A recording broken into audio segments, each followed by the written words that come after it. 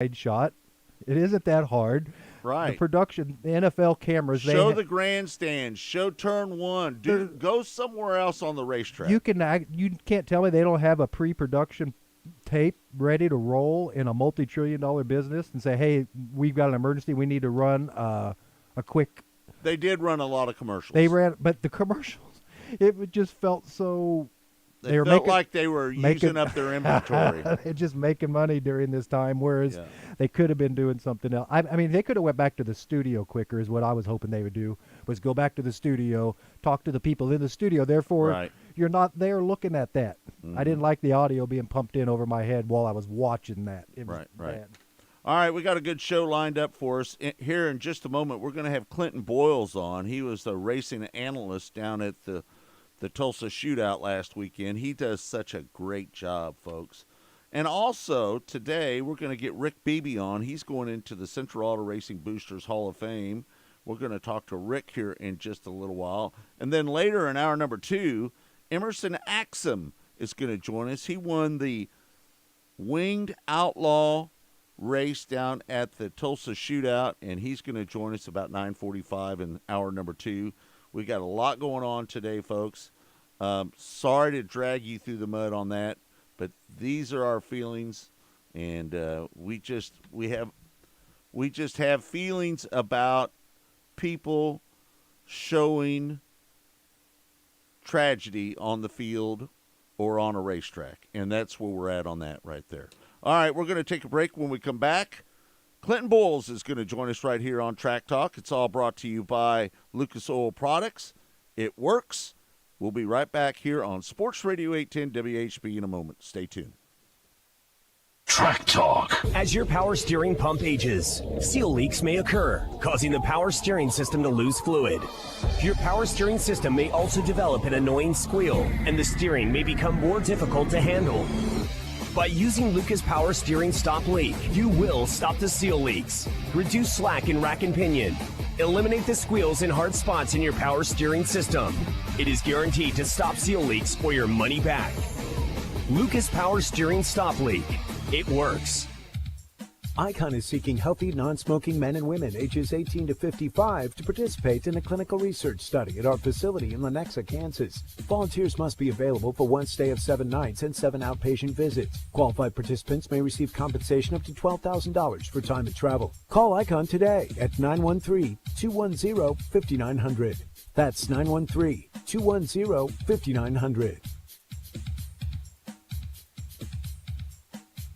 The fans, the tradition, the glory. There's nothing more thrilling than college football, and it all comes down to the national championship game happening on Monday. Your go-to for betting is DraftKings Sportsbook, one of America's top-rated sportsbook apps. And right now, new customers can bet just $5 on college football and get $200 in free bets instantly, win or lose. Plus, everyone can combine multiple bets for a bigger payout with DraftKings same-game parlays. Download the DraftKings Sportsbook app now and use code 810WHB. New customers bet just $5 on college football and get $200 in free bets instantly. That's code 810WHB only at DraftKings Sportsbook. Gambling problem? Getting help is your best bet. Call 800-522-4700. 21 plus, physically present in Kansas. Bonus issued as free bets. Eligibility and deposit restrictions apply. Terms at sportsbook.draftkings.com/football terms. On behalf of Boot Hill Casino and Resort. My Freight World, a third-party logistics company based in Overland Park, is looking to add more account executives to the team. The account executive role offers great work-life balance, strong operational support, and an uncapped commission structure that truly rewards those that get after it. There is a better way to do things, and My Freight World's customers love them because they save them time and money. Plus, remove uncertainty from the freight transportation process. Check out their career page at myfreightworld.com to learn more and apply today. This is for the men who never settle, the ones who miss the fairway all day and still pull out the big stick, the type of guys who will always prefer to be behind the grill than in front of the camera, and the men who never let their friends forget about a high school nickname. This is the Lodge mentality. This is Twin Peaks. Nothing makes cheering on your favorite team better than wings. Pair your at-home game day with Twin Peaks Wings. Find your favorite store at twinpeaksrestaurant.com/locations.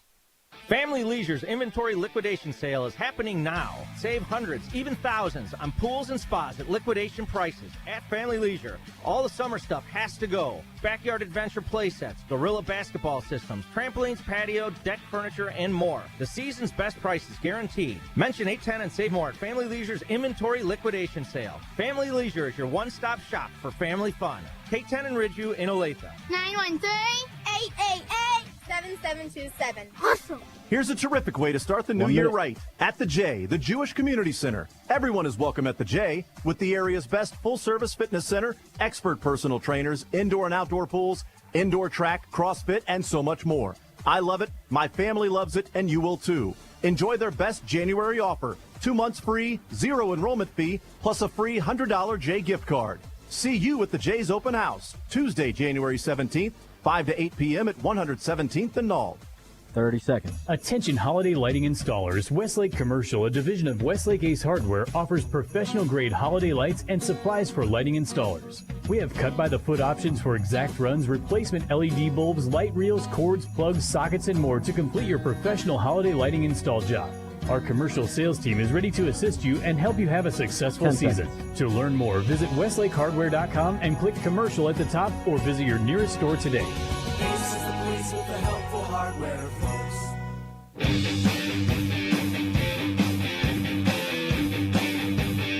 Welcome back to Track Talk here on Sports Radio 810 WHB. I'm Scott Traylor, Kirk Elliott, Todd Surprise. Little Motley Crue right there. The Crew ain't no bad, ain't bad. No, they're not bad. No, Love me some Crew in the I morning. like them. How about you, Clint Boyles? You like Motley Crue? I love me a little Motley Crue. Yeah. Especially 8:20 in the morning. Yeah, you know, it's nothing gets your juices flowing like a little Motley Crue in the morning. Yep. Right. Yep. I love their Netflix show that they came out. Definitely a little bit of revival with the young crowd. So I think it's awesome. Yeah. No doubt. That's early, Clinton. This move-in day, though, isn't it? It is moving day. Yep. It's an exciting day here for sure. Get the week going. Clinton, let's talk a little bit before we get into the Tulsa shootout, and you did such a great job on that broadcast as an analyst. But let's talk about your team and what you're going to be doing this week at the Chili Bowl Midget Nationals. Yeah, I'm thankful to be driving for Scott and Connie Byerly again. Their daughter Andy raced for a while and then stepped away to further her education and career outside of racing, and so they started putting some drivers in their midget, and thankful that they got a hold of me last year and we were able to team up and had a really good run last year and finished I think 11th in the B main on Saturday, and just back again this year with the same car, same package, kind of refined a little bit of stuff, and I think we're a little bit more prepared and just better off this year. So we'll see how it goes, but excited to be back with the same team. Second year is always a little bit better than the first year, it feels like. So I think we got a good shot at making the show on Saturday. You played crew chief last year more than anything, and I've always said it that you're an exceptional race car driver. And it always just bothers me not to see you behind the wheel of a race car. Well, I appreciate that. It sometimes I wonder, I feel like I'm almost more talented with a wrench in my hand than I am behind the wheel for sure, especially now that I don't race as much. But I love both aspects of it. I love, getting to drive more than anything for sure. I mean, every I think kid in the racing industry wants to be a race car driver, but also love, with a wrench in my hand, be able to help someone or give someone the opportunity to win races. I think it's just really cool to be on that side of it and know that you kind of have the knowledge to, help someone else's career also. And it's still, even now, I think you got to be good at both sides of it to truly be a good race car driver. We practiced yesterday at Port City, and I had someone else hop in the car just so I could watch it go around the racetrack from the outside, and just make sure that it's doing what you want it to do, and I don't race as much, so you almost question yourself a little bit inside the seat on what you're feeling and whatnot. And it's good to be able to do both sides of it. I think that's a huge aspect. And even a guy like Jason Johnson, went and did crew chiefing for a while, and then came back and really, burst on the scene as a driver. So I just, I'm fortunate to be able to have had the opportunities to do both sides of it. Hey, speaking of crew, you helped Justin Grant get that Turkey Night win. How big was that? Man, that was really special. I love Justin. Justin's helped me out a lot in my career, in racing and out of racing, both. And to be able to go out there and, spend the week with him in California and maybe struggle a little bit to his standards early and then kind of get it dialed in was really, really cool. And that was something I won't forget for a long, long time. And to be a part of a team like that won Turkey Night with him, and honestly to be able to go work it for the RMS and Envirotype guys, which I got let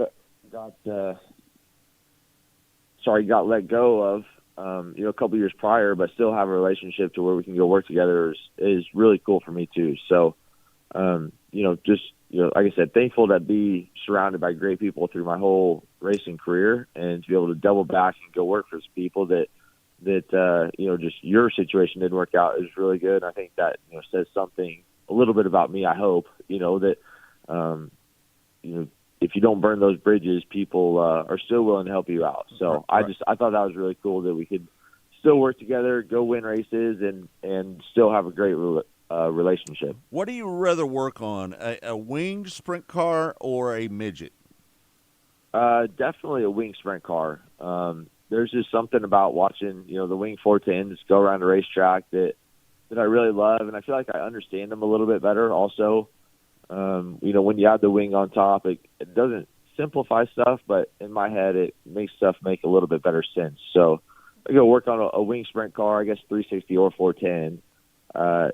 It's awesome, and I just love getting to watch those things go around the racetrack, even if, some people might think the racing is not quite as exciting, but it's just a different art form, really. And watching the wing drivers go to work, I think, is something that is really cool. And that's probably, if I had to pick somewhere to go work for the rest of my life, it would be in the wing world. Yeah. So let me ask you this: what are you going to do this year? Are you going to be a crew chief? That's still a little bit to be determined.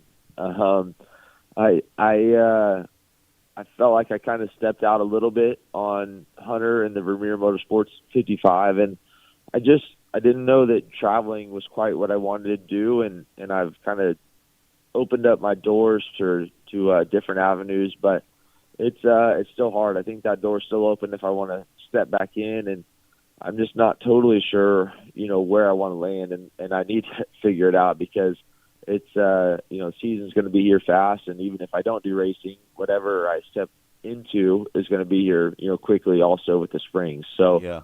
I don't really know where I'm going to land, next season, whether it's, full-time, wrenching on a race car, or, it could be about anything else knowing me. So, I'm not totally sure to answer that, to be honest with you. I'd love to drive a little bit more than I did last year. And, with Paul Hazen getting inducted to the Hall of Fame a couple weeks ago, I think it'd be really cool to go do another, season with him almost, or a small season. And especially I would love to try to get him out to Knoxville on induction weekend and race the 57 out of Knoxville. So that would be something really cool. You're never going to get to do it again. So this year could be a little bit different for me. Let me ask you, so what do you think of you did such a great job as an analyst on the Tulsa Shootout broadcast. You were in the booth a lot of hours, bud, and let me tell you, you did a great job. What do you think was the biggest story coming out of that? Was it Emerson Axum winning the Winged Outlaw race? Would that be the biggest story, or what do you think is the biggest story? I don't know that it was, because I felt like all week Emerson was kind of the guy to beat in all four classes, but I think maybe TJ Smith winning his driller for the first time, I think that was something that maybe if you've watched the shootouts the last 3 or 4 years, you've known TJ Smith and how good he really is. Right. But if you don't watch, and say, man, that guy's been really close. Well, TJ Smith winning this driller is him busting onto the scene, and the confidence he drove with was unbelievable. And to go get him a driller, I think carries over to Chili Bowl this week, where he drives for Shannon McQueen and Michelle Decker. And I think he's made a Saturday here at Chili Bowl before, so he's kind of a quiet guy. He's just kind of busting on the scene right now, and there's been a lot of people talk about how talented he is. And there's obviously Emerson. You already know how good he is. He's just turned 18 like a month ago, and to see what he's already accomplished in the micro sprint world, the sprint car world, and the midget world is unbelievable. So it's it's going to be exciting to watch his career progress and see where he lands, in the racing world. But if I had to pick one story, I'd say TJ Smith was the guy to watch after shootout. I think he's going to have a really good Chili Bowl, and this could be big for his career. Yeah, he beat Kyle Spence and Jason McDougall, who are two fantastic non-wing drivers. Yep. Yeah, like I said, he it was no shock to me to see him win one. I felt like he was on the verge of winning a couple of the last few years, but he's talented enough to go outduel almost anyone in a race car. And even Justin Grant's been a big supporter of TJ and always talked about how good TJ is and how he deserves a ride in kind of the higher ranks. So excited to see what he can do at Chili Bowl for sure. Yeah, no doubt about it. Hey, Emerson Axum was really hard on himself right before that feature. He said, I just haven't driven very well. He's mad at himself. He got an 8th, a 6th, and a 3rd. Yeah, but he was really angry with himself right before that wing feature, wasn't he? Yeah, I think I saw he was the second guy ever in shootout history to run top 10 in all 4 classes. And it's just, crazy to think that's not good enough for yourself. But right. Like I said, when he was kind of the guy to beat all week, I felt like in all 4 of the main classes, he has that expectation with himself and, his dad on Emerson also. Joe Axum expects a lot out of Emerson.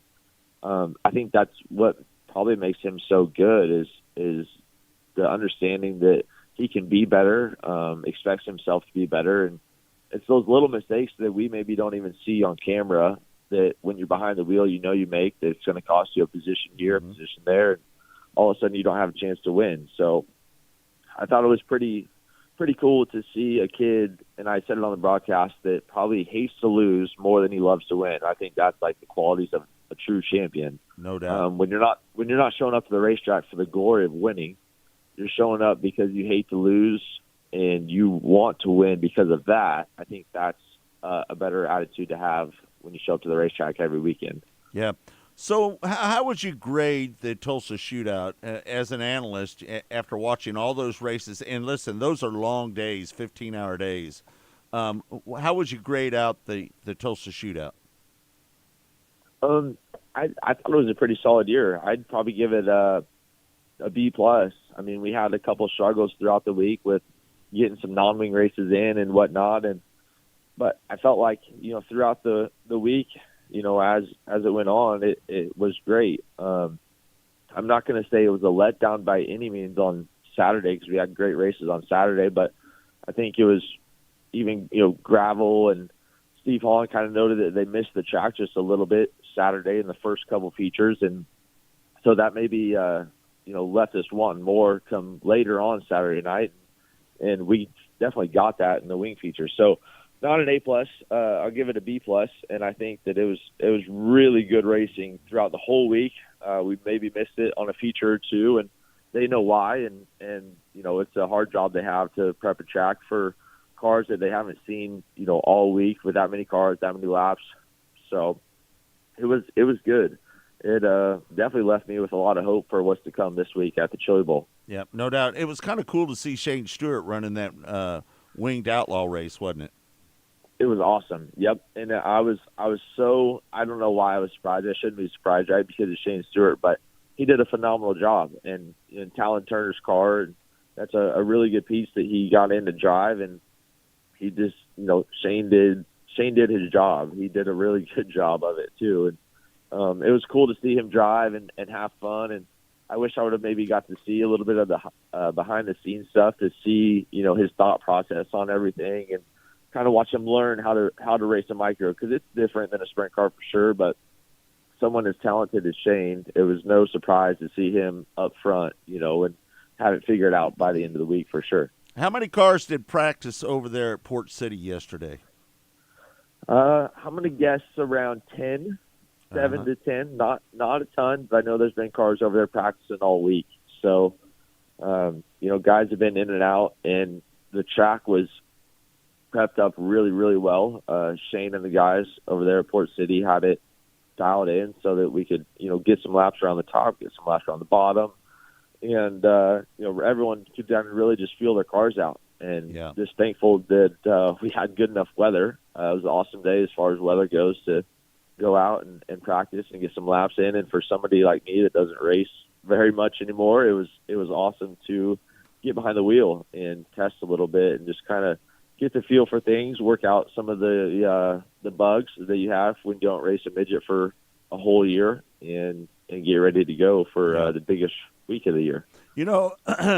We are proud to say that we give you your first shot on the air, and, man, you've done a great job with it. You're such a great analyst. You bring a lot of insight to what you do in the booth. I think you got a big future in broadcasting, my friend. Well, I appreciate that. It is kind of funny how it all worked out to where, I got to step in the booth with you guys, and I tell everyone I'm so thankful that happened because, back in the day I was a kid needing money, trying to race and didn't have a job throughout the winter. And I loved, working with you guys throughout the winter, and it's turned into a passion of mine that I love to do. And it's, so now every winter I look forward to the Chili Bowl and shootout.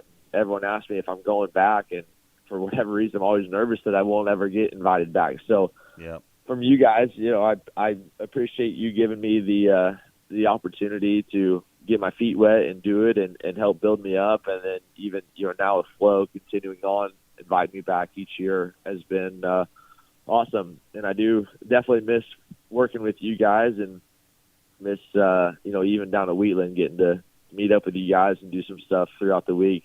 That was a lot of fun, and I truly appreciate the opportunity you guys gave me. All right, Clinton. Well, we're out of time. We need to take a break. We appreciate you taking the time to join us here on Track Talk, and we'll be talking to you down the road. Regardless if you're a crew chief, a driver, or whatnot, we're going to talk to you this summer, okay? Yep. Thank you very much. Looking forward to it. Just quickly, what night you racing? Friday. Friday night. Okay. Can't wait to see you. I'll see you down there Monday, my friend. Yep. Talk to you guys later. Thank you very much. All right. There you have it, Clinton Boyles. We're going to take a break. You're listening to Track Talk. It's all brought to you by Lucas Oil Products. It works right here on Sports Radio 810 WHB. We'll be right back. Track Talk. Next to your vehicle's engine, your transmission is the most important component of your car.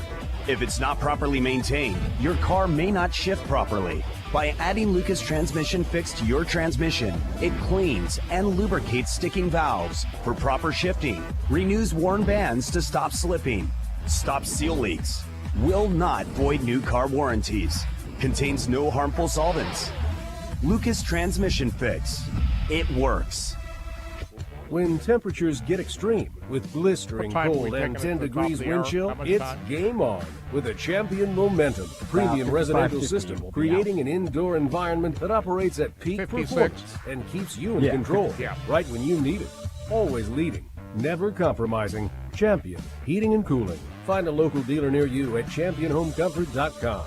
Be sure to ask about our free 10-year parts and labor warranty and Champion's home indoor air quality products. Hey guys, if you have Peyronie's disease, West Coast Men's Health can help.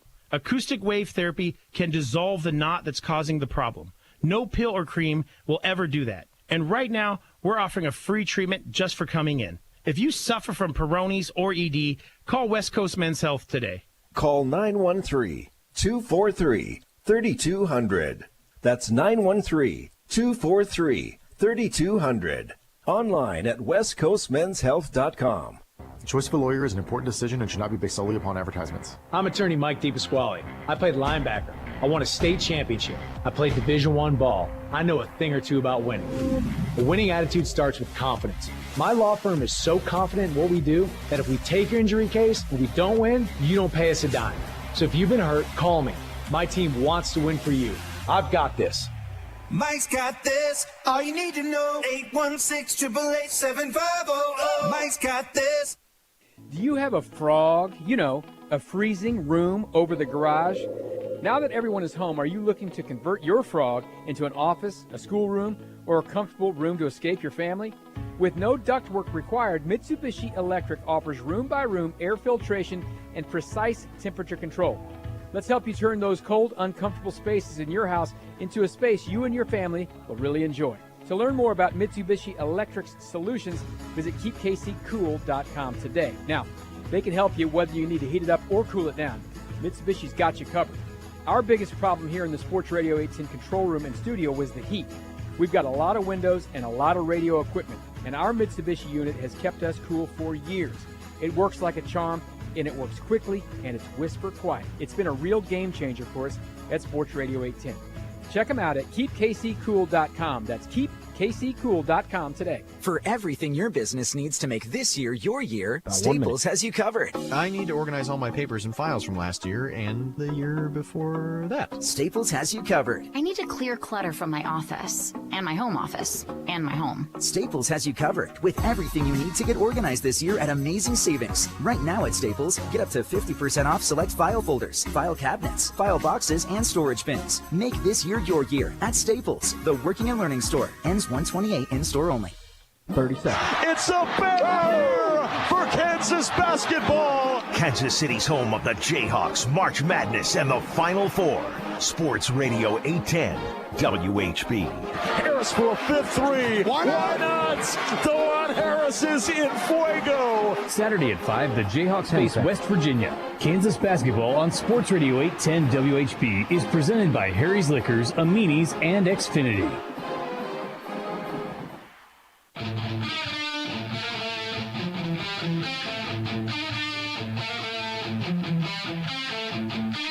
Rocking out here on Sports Radio 810 WHB this morning. It's Track Talk. It's all brought to you by Lucas Oil Products. It works.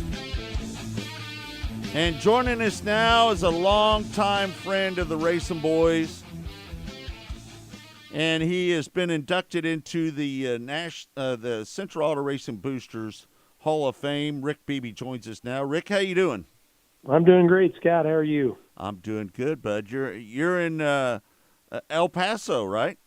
No, I'm actually in Las Cruces. Oh, you're in Las Cruces. Yeah, I'm staying in Las Cruces. The race is in Vado, New Mexico, which is in between El Paso and Las Cruces. That's the new facility that Royal Jones and Jimmy Ray built out here, which it's quite the facility. Yeah, no doubt about it. It's such a state-of-the-art facility, isn't it? Oh, man, it's a lot like Lucas Oil. You know, it's a beautiful facility, and it's just amazing these tracks are building nowadays, just elaborate dirt tracks compared to back in the days. You know, when you and I first started racing, it's amazing, huge, gigantic scoreboards and big screens and just all the amenities, but it's awesome. It's awesome to see dirt racing flourishing like it is. I would have never thought I'd ever see this. You know, it's not quite like the Riverside days. No, I think we're a long way from there nowadays. Yeah, no doubt about it. But, you know, Riverside was a great racetrack, though. But that was a hell-raising track, wasn't it? It was, but that was a hell-raising sport back then. So right, no doubt. Riverside was, legendary. And then, of course, before you're in my time, I always heard stories from my dad and my grandpa about Olympic Speedway. So yeah, no doubt. Kansas City's got quite the history of racing, and it's always seems like done well. And we've been lucky to have tracks that have, and promoters and owners, track owners have been willing to spend the money to keep giving us places to play around home. Yeah, hey, Rick, this is a great honor to be inducted into the Central Auto Racing Boosters Hall of Fame, isn't it? Well, it certainly is. You know, Scott, it's just because it's an induction of my peers. Mm-hmm. And, I just really appreciate all the people that worked hard to get me inducted in there. And, it's just an honor to go in with the people that I'm getting inducted in with. I mean, there's a long list, but all those people on that list were, heroes of mine in that. And even guys like probably a lot of people listen to the radio show never even have heard of a guy named Tom Bierman. But, I remember Tom Bierman from when I was a little kid, that Tom was a car owner and owned cars that Terry Bivens drove and I think Dave Wall drove. And, without guys like that, we wouldn't have racing. And then, of course, superstar like Danny Lasowski and a good friend of mine, I kind of grew up racing with Danny at the old Lakeside when we were both just kids, and him in a sprint car and me in a late model. But it just, I know all those names, and those people all mean a lot to me, and my memories of just racing around the Kansas City area. What was surprising to me, Rick, is how long it took to get Freddie Whistler in. Oh, yeah, and Freddie Whistler. I mean, golly, what a legend there, too. Right. They're, again, one of my childhood heroes. And you're right. It's just, look at that list, and some of those people, of course, they can only induct so many people a year, and there's been so many racers out of Kansas City that were just, to me, were legendary. And but it's really cool to see, guys like Freddie, and there's so many people you and I could sit here and talk all day about them. Yeah. Rick, I think that most people recognize your career as an ASA driver. I want you to talk a little bit about those years. And I know that you were kind of the rookie. You were the rookie instructor. When the rookies would come in, you were the guy that they had to talk to, right? Well, I started out as I was the rookie, Right. And, my ASA career started off somewhat rocky because I kind of raced the ArtGo series for a couple of years, and then got a ride in ASA. My first full-time ride was in 1993, and that only lasted about 5 races, and we were leading back then to win the Rookie of the Year deal in ASA was a pretty big deal because it paid $50,000 to win, and you could only run 5 races, and you're no longer considered a rookie. Well, I guess God works in mysterious ways, and I thought it was horrible what happened at the time, which I lost my ride to the guy that was second in rookie points, and he went on to win the Rookie of the Year deal in '93. And I didn't race any more races that year because I didn't want to lose my rookie status, and then ran 3 or 4 races in '94, and luckily got a ride with John Freeman, team out of Indiana in 1995, and we ran the whole year and won the Rookie of the Year championship and the $50,000 that came with it. So, misfortune sometimes turns into fortunate things, and that's kind of what happened to us there. And just kind of went on from there, drove for a lot of different teams. Probably my most notable team that I drove for, we had the most success, was Hodges Motorsports, Danny Hodges up in Iowa, in Keokuk, Iowa, which, as you know, is a legendary racing town from back in the day as well. And so drove for him in 97, 98, 99, and we got won a couple races and finished in the top 5 in the points. But through that experience and that, ASA ended up having me run their rookie meetings, which were mandatory for every rookie. For the first year that you race, you have to go to the driver's meeting and the rookie meeting. So you kind of know the story behind that. It really worked out pretty cool. Music for me in 1 minute. Met a lot of great guys that are now NASCAR superstars. Yeah, Rick, what's your what would be the number one thing in your racing career that you did as a driver? Oh my gosh, Scott, that's hard to say. I mean, I suppose winning our first ASA race at Berlin Speedway in Grand Rapids, Michigan, which legendary racetrack, sold out, completely packed house that night. It was a live TV race, and actually within the last 10 laps, passed 2 of my heroes when I was growing up to win the race, and they were both superstars at Berlin, being Mike Eddy and Bob Sineker. So was able to pass both those guys with less than 10 to go and win that race. So that was probably my biggest racing accomplishment, but just all the friends and people that I've had relationships along the way are more important even than the races that we've won. And I'm proud to say that you won your last pavement race driving my modified out at I-70 Speedway. Yeah, I'll never forget it, and I've got the picture in my shop. You've seen it many times. One of my favorite nights. We had such a good time that night. That was really cool. Yep. All right, Rick. Well, we're out of time. Congratulations in making it into the Central Auto Racing Boosters Hall of Fame. Well deserved, my friend. You are one of the best in our business. Scott, thank you, and I appreciate you guys and everything you've done for our sport, and I consider you one of my best friends, man. I really appreciate you guys having me on. Congratulations, Rick. Congratulations, Rick. Thank you. All right. Thanks, Kirk. Appreciate you. All right. There you have it. Rick Beebe joining us here on Track Talk. Kirk, hour number 2 coming up, right? That's right. Jerry Covert, Jerry Gilbert, Bob Reber, Tom Bierman, Lonnie Farley, Danny Lasowski, and Freddie Whistler. Right. All going into the Hall of Fame March 4th. Hour number 2, Emerson Axum is going to be joining us. We hope that you'll stay with us. You can watch us online, and we hope that you'll join us. You're listening to the most powerful sports station in the country. Sports Radio 810, Thanks, WHB Kansas City, the power of sports. There is less than 1/100th of an inch of motor oil protecting your car's engine. Friction and heat causes engine oil to experience thermal breakdown, weakening its ability to protect the engine and its parts. We might need that audio Lucas from Heavy coming Duty from Oil you Stabilizer guys. is specially Just a little formulated bit to hard. resist thermal Yeah. breakdown, protect vital engine can hear that parts, last and 10 extend seconds. the life of There's your like engine. this. It also stops smoking, knocking, and oil consumption in worn engines. Lucas Heavy Duty Oil Stabilizer. Keep that.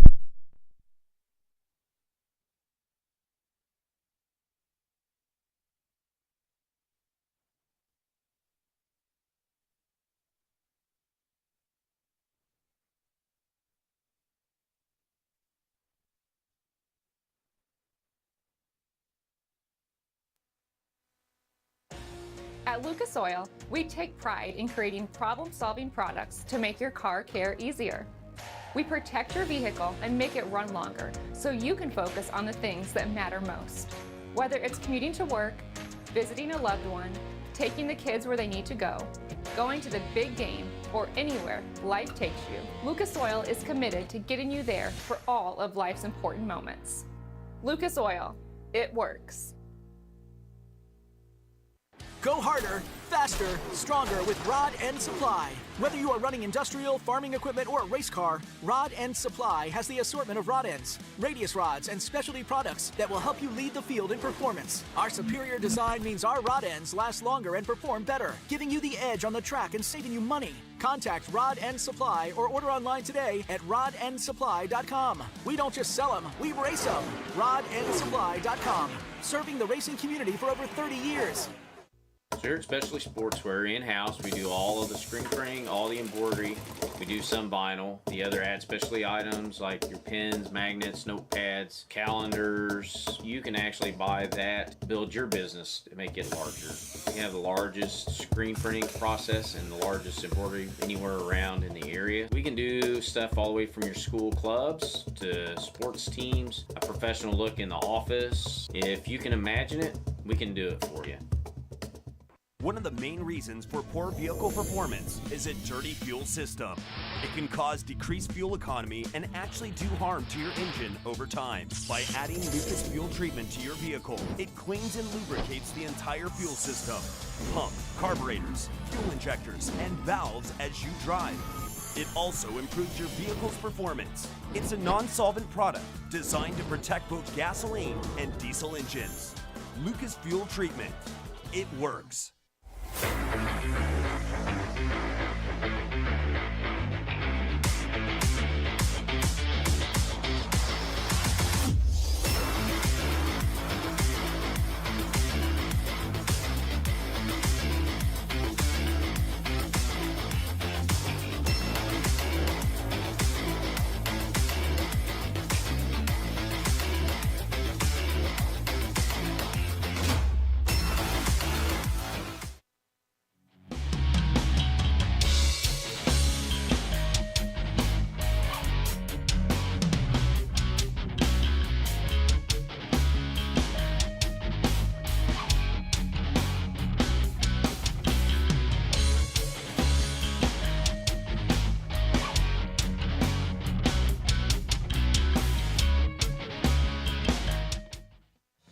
is less than 1/100th of an inch of motor oil protecting your car's engine.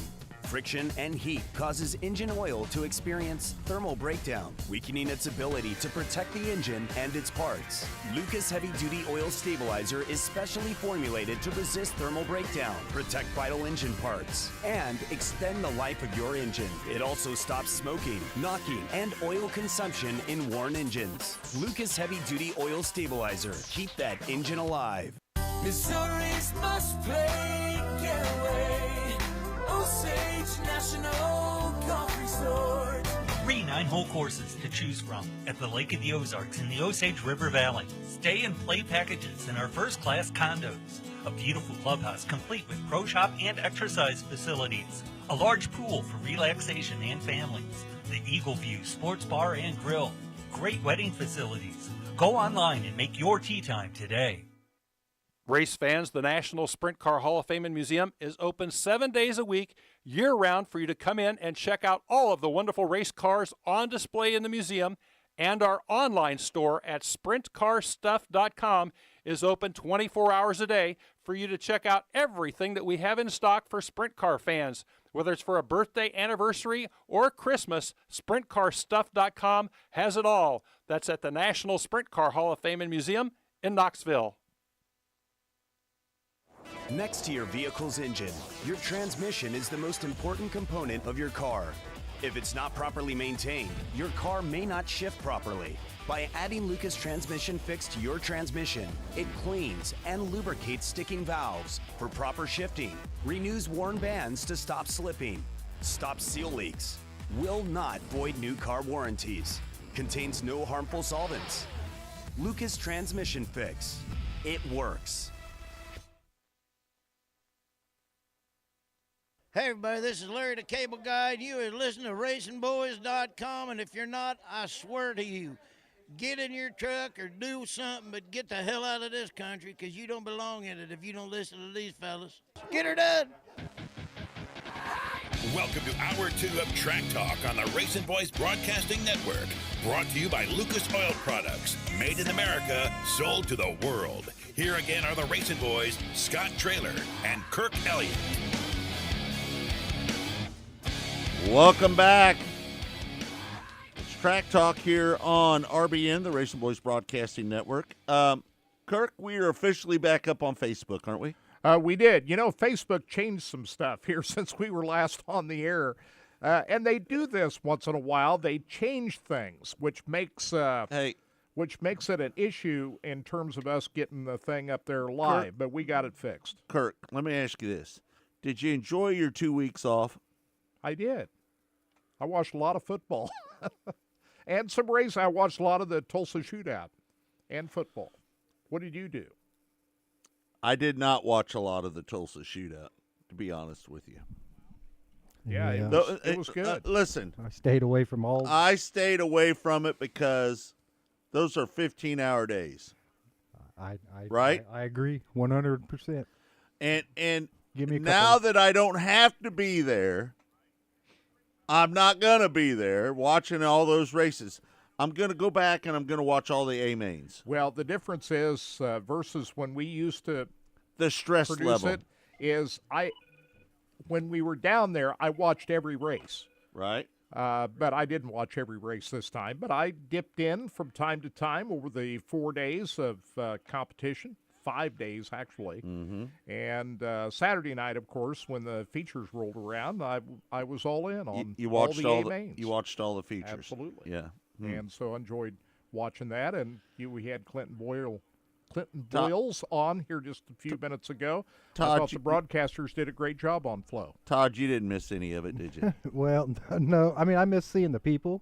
Right. Because I have a lot of friends that I made over the 10 years down there. So yeah, you got a lot of friends down there. Yeah. And then I actually have some friends from my school down there, too, that I used to go down and visit. That was my one chance a year to go down and visit my buddy down there. So, you know, I do miss it, but I do not miss those grind, you know. When that stuff pops up on that Facebook page, Scott, your memories from 2, 4, 7, 8 years ago. Man, the one the other day, it's not always exact because it's a day different, but let me tell you something. there was a picture of me with my eyes. I'd been editing video probably, I don't know, looks like maybe 12 hours. And Right. I posted it. It was the Friday night to Saturday morning, and my post all it said is, just get me through tomorrow. That's all I want to be. Just get me through it. tomorrow. Hey, I would like to congratulate. We're going to have Emerson Axum on a little bit later on in the Yeah. hour, who won the Winged Outlaw race, but also to T.J. Smith out of California, who won the non-wing Non-winged outlaw. outlaw. Jake Hagopian out of Fresno, California, in the Winged A class category. Stock non-wing won by young Gavin Bushell out of North Carolina. Restricted A-class winner, Jake Thomas out of Bates City, Missouri. And in the junior sprints, very, very good, very impressive performance by Maddox McBride out of Tulsa. All right. Local kid who won the junior sprint. Congratulations to all of the Golden Driller winners from last weekend down at the Tulsa Shootout. The Invitational Race of Champions is going to be run on Monday night, Kirk. What do you think about that? They are, and they released the names of all of the competitors that are going to be. Was at there the, anybody in there that you were surprised not to see? Not really. No. If you look down through some of the names, They're all champions. yeah, it's that's what it's supposed to be. So, I mean, you look at Tanner Thorson, who won last year. You got Justin Grant, who just picked up the Turkey Night Grand Prix. Tanner Carrick, Rico, two-time Chili Bowl winner. Buddy Kofoid, obviously, is going to be in the hunt. He's the reigning two-time USAC National Midget Champion. You got Chad Boat. You got Blake Hahn. Brenham Crouch, Zach Dom, Spencer Baston, Cannon McIntosh, Cody Swanson, Logan Seaby, Sammy Swindell. Now, you remember, what was that, a year or two ago, they didn't have Sammy in the field. Right. Remember that? Yeah, I know. And everybody was going, huh? How could that be? How could that be? Sammy Swindell is the greatest of all Did you time read at what the it Chili says Bowl. under the He's the description? five-time winner. The goat is in the in this building. So everybody else has, whatever Right. next to their name, but that's pretty cool. And you got Tim McCready, who won in 2006. Damian Gardner, former winner, 2008 winner. You got Michael Pickens out of New Zealand, Chase Briscoe, and Alex Bowman. I'm trying to think who didn't make it. We know that Christopher Bell and Kyle Larson are not racing this week at the Chili Bowl, so I'm trying to think about who else should have been in there. Out of all those drivers, Kirk, who do you think is the favorite to win? Buddy? I got to go with Buddy. Yeah. Yeah. And Justin Grant. Buddy Kofoid and Justin Grant got to be the two Those would favorites, be don't they? Justin they Grant were- was who I had yeah. on my. Yeah. And you can never count out Rico. Not at that place. Not at the Chili Bowl. He's been struggling sometimes here and there, but at the Chili Bowl, anything can happen. And that dude, it's a different environment, man. He got lots of fans down there, man, and Yeah. you know how that does.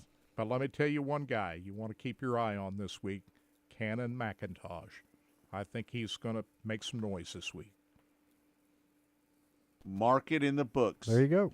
Mark. I'm not predicting he's going to win on Saturday night. I'm just going to say he's going to be one guy people are talking about down there. I'm looking forward to this with some names not being there this year. It's going to be I don't know. It's He really good. finished on the podium last year, didn't he? I believe he did. Yeah. Mm-hmm. Kyle Larson, we were watching the practice session last night down at Vado Speedway. Number 6, Kyle Larson, ready to go. Yeah. So how do you think this affects the Chili Bowl with Kyle Larson not being there? I don't think it doesn't affects it at all. It doesn't affect it in my, and I'll say the same thing about Christopher Bell. I mean, those guys made a lot of history at the Expo Raceway over the years. Christopher But Bell is for not- them not being there, I on. don't think it changes the event The at all. difference between Kyle Larson and Christopher Bell is Christopher Bell is wanting to concentrate on his Cup career. Yeah. Kyle Larson is in protest. Is this correct? Well, I mean, according to the article that came out 6 months ago, I would say yes. But I said 2-3 weeks ago, we were talking about this guy. I'm going to talk about the guys who are there, not the ones who aren't. Right. That's who I'm going to be focused on. No, I agree with you. So, I don't have any issues whatsoever with Kyle Larson is doing. Mm-hmm. He wants to go run his late model down at the Wild West Shootout. Hey, more power to him. Yeah. I say go for it. And same with Christopher, who is focused on his cup. That's what he should be doing. That's his day job. Christopher's doing it for all the right reasons. Yeah. So, right. I mean, it's all fine. The Chili Bowl is not going to be diminished without those guys in the field, in my opinion. We've got enough other stars to watch and focus our attention on that. This is not going to affect my enjoyment of the Chili Bowl this year, not having these guys there. No doubt. So, and I think I speak for a lot of people, maybe not everybody, but for a lot of people that, hey, we're into it now. They're going to have an all-day practice on Sunday, which that's new, by the way, moving the all-day practice to Sunday instead of Monday, and the Race of Champions on Monday instead of Tuesday. I like those moves. Hey, we're into it now. It's move-in day. As we speak, they're moving in to the pit area, getting stuff set up, and hey, it's game on now. So the guys that are inside that building ready to roll, that's who we should be focusing our attention on. Marie said, watch Gravel's YouTube when Larson was on. Not a surprise why he is doing his own thing. And Marie also said, and listen, Marie's one of our favorite listeners. It's just one of our favorite people out in PA. She also says McIntosh is his worst enemy sometimes. He can be. Yeah. That's true. True. But he's still fast. And he's going to have a fast race car, and I think he'll be a factor. Right, no doubt about it. I think Rico has a pretty good chance of winning the Chili Bowl. Oh, always. Driving Keith Kuhn's car. He's going to be driving a number 24 car this year. So hey, Rico has done this twice. Back-to-back winner in 2015 and 2016. So he certainly has what it takes to win his third. Mm-hmm. Marie said she also saw that T-Maz YouTube on his new engine. He is going to rock it. You know what? You never can count out T-Maz. Ever. Yeah, it's going to be interesting to see. Mm-hmm. And it's also going to be interesting to see how Tanner Thorson does driving his own equipment. Remember last year he was driving the Rheinbold car. And he spent a good deal of the season focusing in on building up his own team. And he ran fast out of Turkey Night out in California and at Bakersfield and Merced. And he had a fast race car at those places out there. So it's going to be interesting to see how Tanner Thorson does in trying to defend the win that he had last year. Yeah.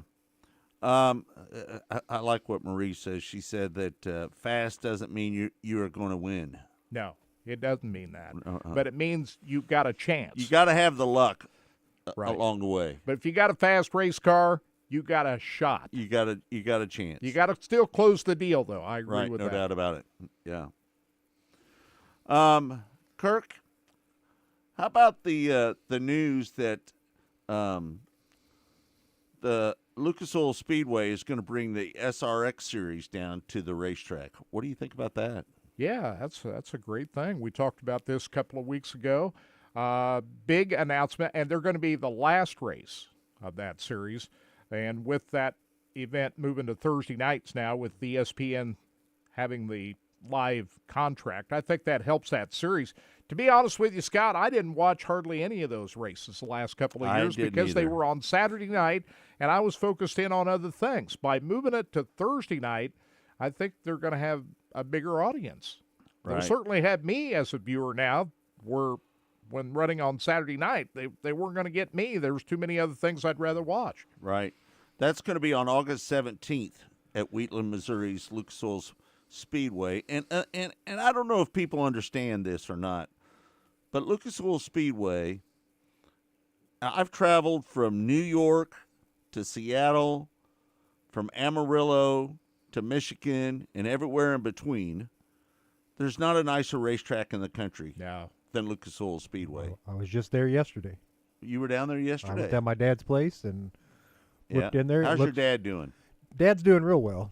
I appreciate you asking. He's doing real well. Had some work done on his eyes, but yeah, I was right there. I pulled into the parking lot of Lucas Oil and just I mean, it's 10 minutes. Did you 50, take a couple pictures? Not this time. I usually do.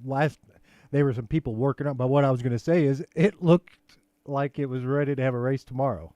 Like, you know what I mean? Like it doesn't matter when day you pull in there. They don't store crap on the site for somebody else. It's not trashy looking. It looks like a building and a place that you could have somebody roll into. State of the art. Anytime. 24/7, 365. You could have somebody roll in there and be prep the track and go and be proud of what. And you know, as an owner, Lucas, I mean, obviously demands high up, but the fact that he's able to have that many people to keep up something when you're not there to watch it personally every night or every week. I mean, that facility, it takes a lot to have the lawn, the way it looks, the gravel.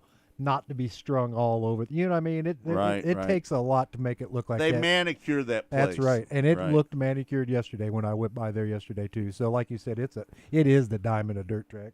Kirk, I got to stop right here and just say for a second that this is going to be the last show that Lucas Oil is our title sponsor to this show. Yeah, and we appreciate all the support that they've made to Racing Boys over the years. They have been with us for 12 years. Absolutely. And there's a lot of things going on over there at Lucas Oil right now, and there's a lot of changes going on. Yeah. But the thing about it is that we are grateful for all the years. 12 years they were with us, right, Kirk? Total about 12 years? Yeah. And they sponsored us with Lucas Oil Speedway even before that. And they're still going to be a part of our website, right?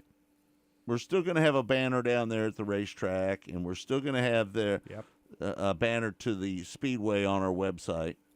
And Danny Lorton is going to make sure that we're still involved down there. So, but I just want to say, first of all, I want to say thanks to Bob Pattison, first and foremost, Tom Brogner, for their years of support, because they were with us forever.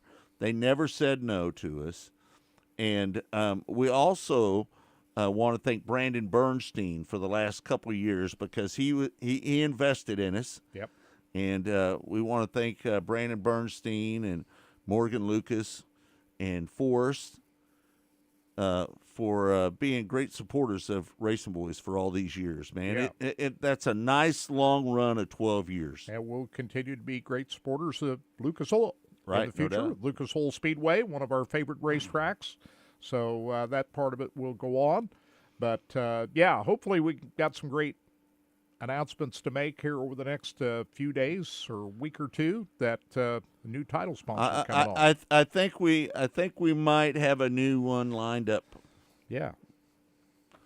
So and you know what?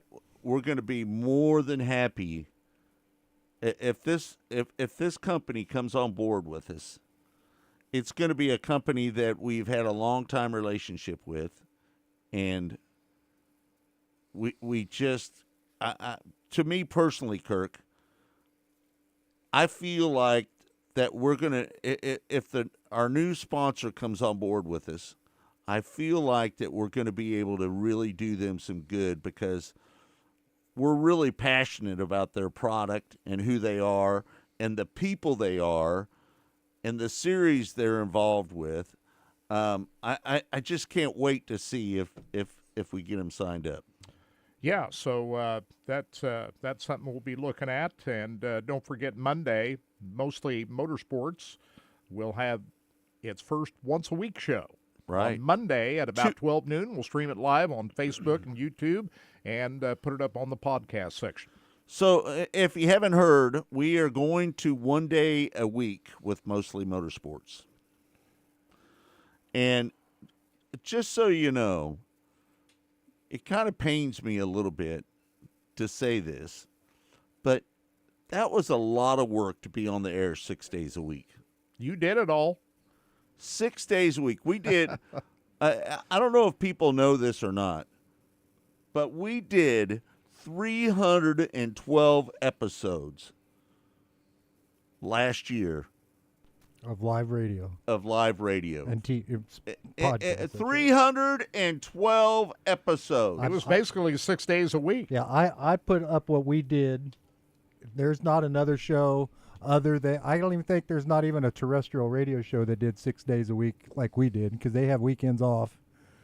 And I mean, nobody cranked out the work we did. Putting in 6 hours. I mean, 312 shows in a 365 work cycle. No, nobody's done more than that.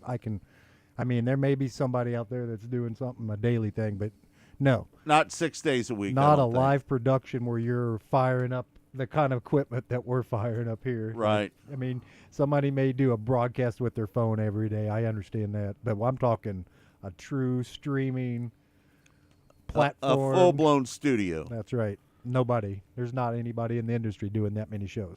Well, all I know is that it was a struggle to line up guests and get enough guests on every week to do the show. Well, it's going to make this one show a week even better than any of the 5 that we've done throughout the week.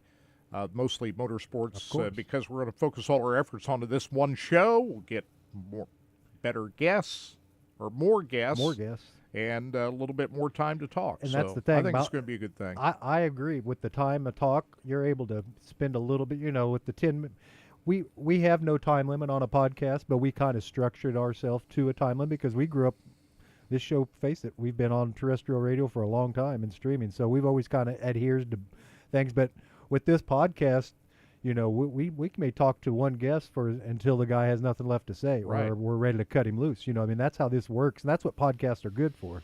There's no breaks. There's nobody interrupting you. It's just a go. We'll go as long as we got something to say, right? Yeah. Scotty Cook's chiming in. Can you believe Scotty Cook is up this early? Scotty's been sending me stuff all week.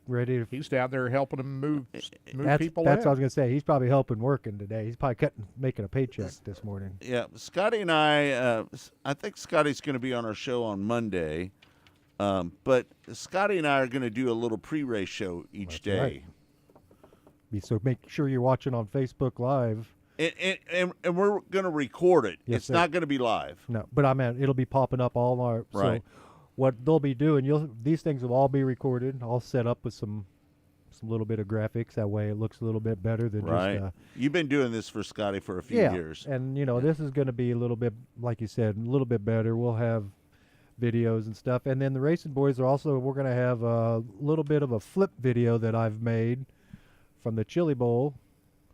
From the past, we've had many, many years of broadcast, and I've been kind of going back and getting some flips together. And I haven't talked to Scott yet. I know he's been wanting to put a video out for this here next week because the Chili Bowl will be going on. So I've got a few of them put together, or I've got one long one we can run for, but I was thinking, we could play some of those things too. So make sure when you we'll share those onto our Facebook page. It's going to go up onto YouTube. So if you want to check out some of the old thrills and spills from Racing Boys' past broadcast at the Chili Bowl, we're going to have pretty cool videos, man. You know as well as I do, those videos were great, man. And this is footage that we had when we broadcasted the Chili Bowl up to 2021, 3 years ago. That's right. Yeah. So that was 3 years ago. We did our last Chili Bowl and Flo, and we produced it for Flo 2 years ago. That's right.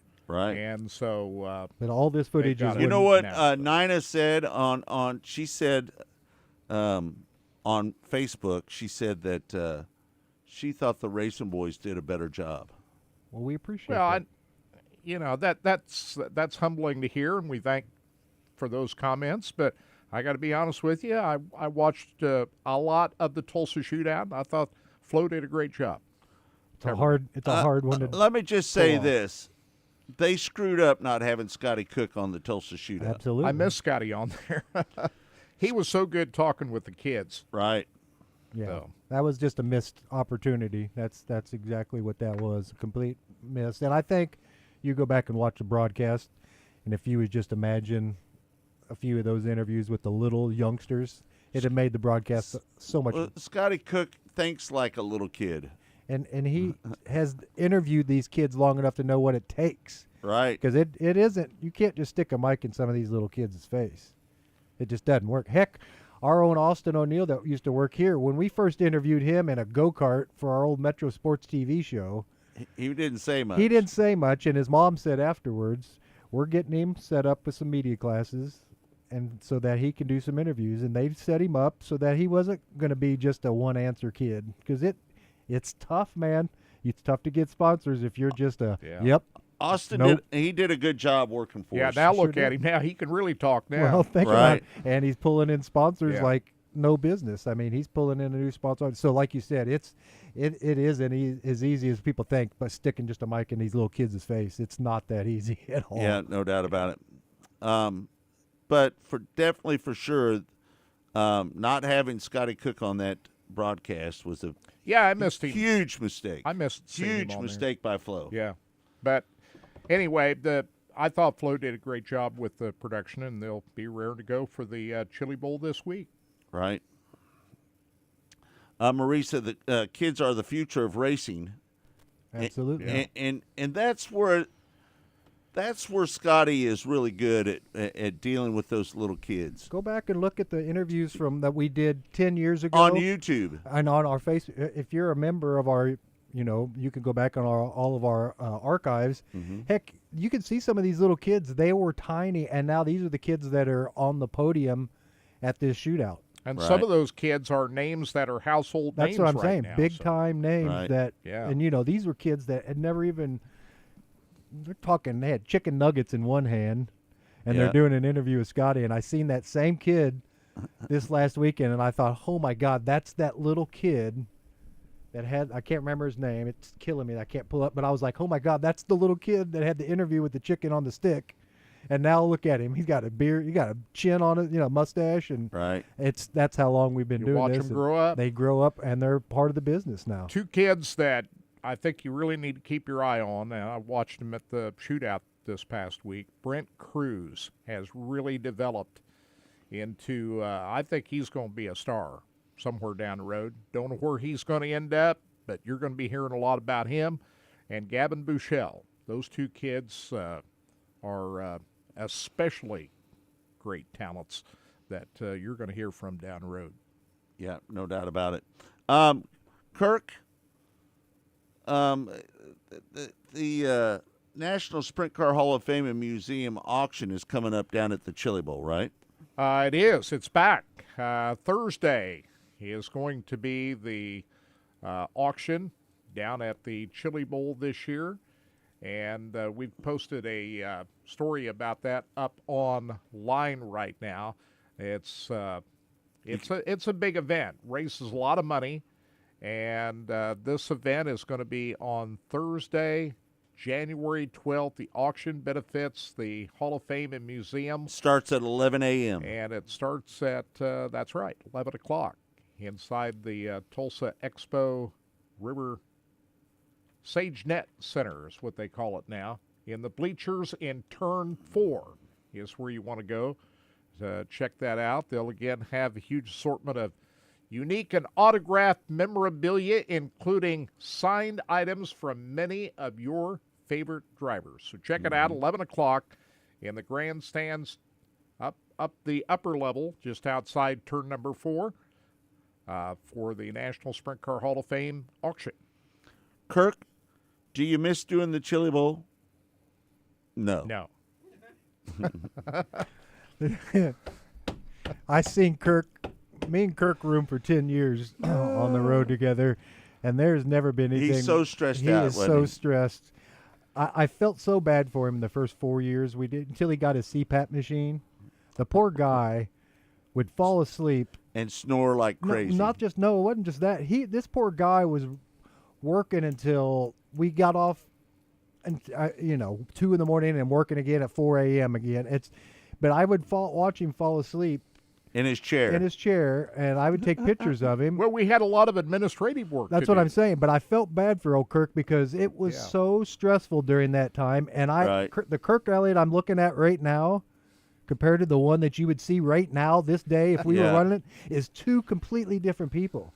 This Kirk Elliott is not the Kirk that you see at the Chili Bowl this week. If we were doing the production today, he'd be all stressed out. This guy right here. If everything would have happened with our production this morning, there would have been a whirlwind. You'd have seen it would have just been, and Kirk Elliott's just so much. Hold on, Todd. Down. Let me ask you something, and I want you to be truthful Uh-huh. here. Kirk Elliott is not good under pressure. He's great at doing. He implodes a little bit. He's great at a single accomplishment. Like if you get, here's what I need you to fix right now. If it's right here, he fixed it. Like today, right? He got it. He got that Facebook fixed. While we were doing a show. But listen, he's in a tunnel though. Isn't Everything around him could be going. The world could be on fire around him, and when he gets in that tunnel, he's on it. He's on it. But I do you know that about yourself, Kurt? I wrote a note right here. I wrote. True. Do you know you get tunnel vision? Oh, of course. I was writing Kirk Elliott a note. Thank you for getting that stream up. I could not have done while he was doing it, and I saw it pop up, and I said, that's Kirk Elliott. Let me tell you a little story about yesterday. Uh-huh. So yesterday, Kirk Elliott and I, we were speaking with Spectrum.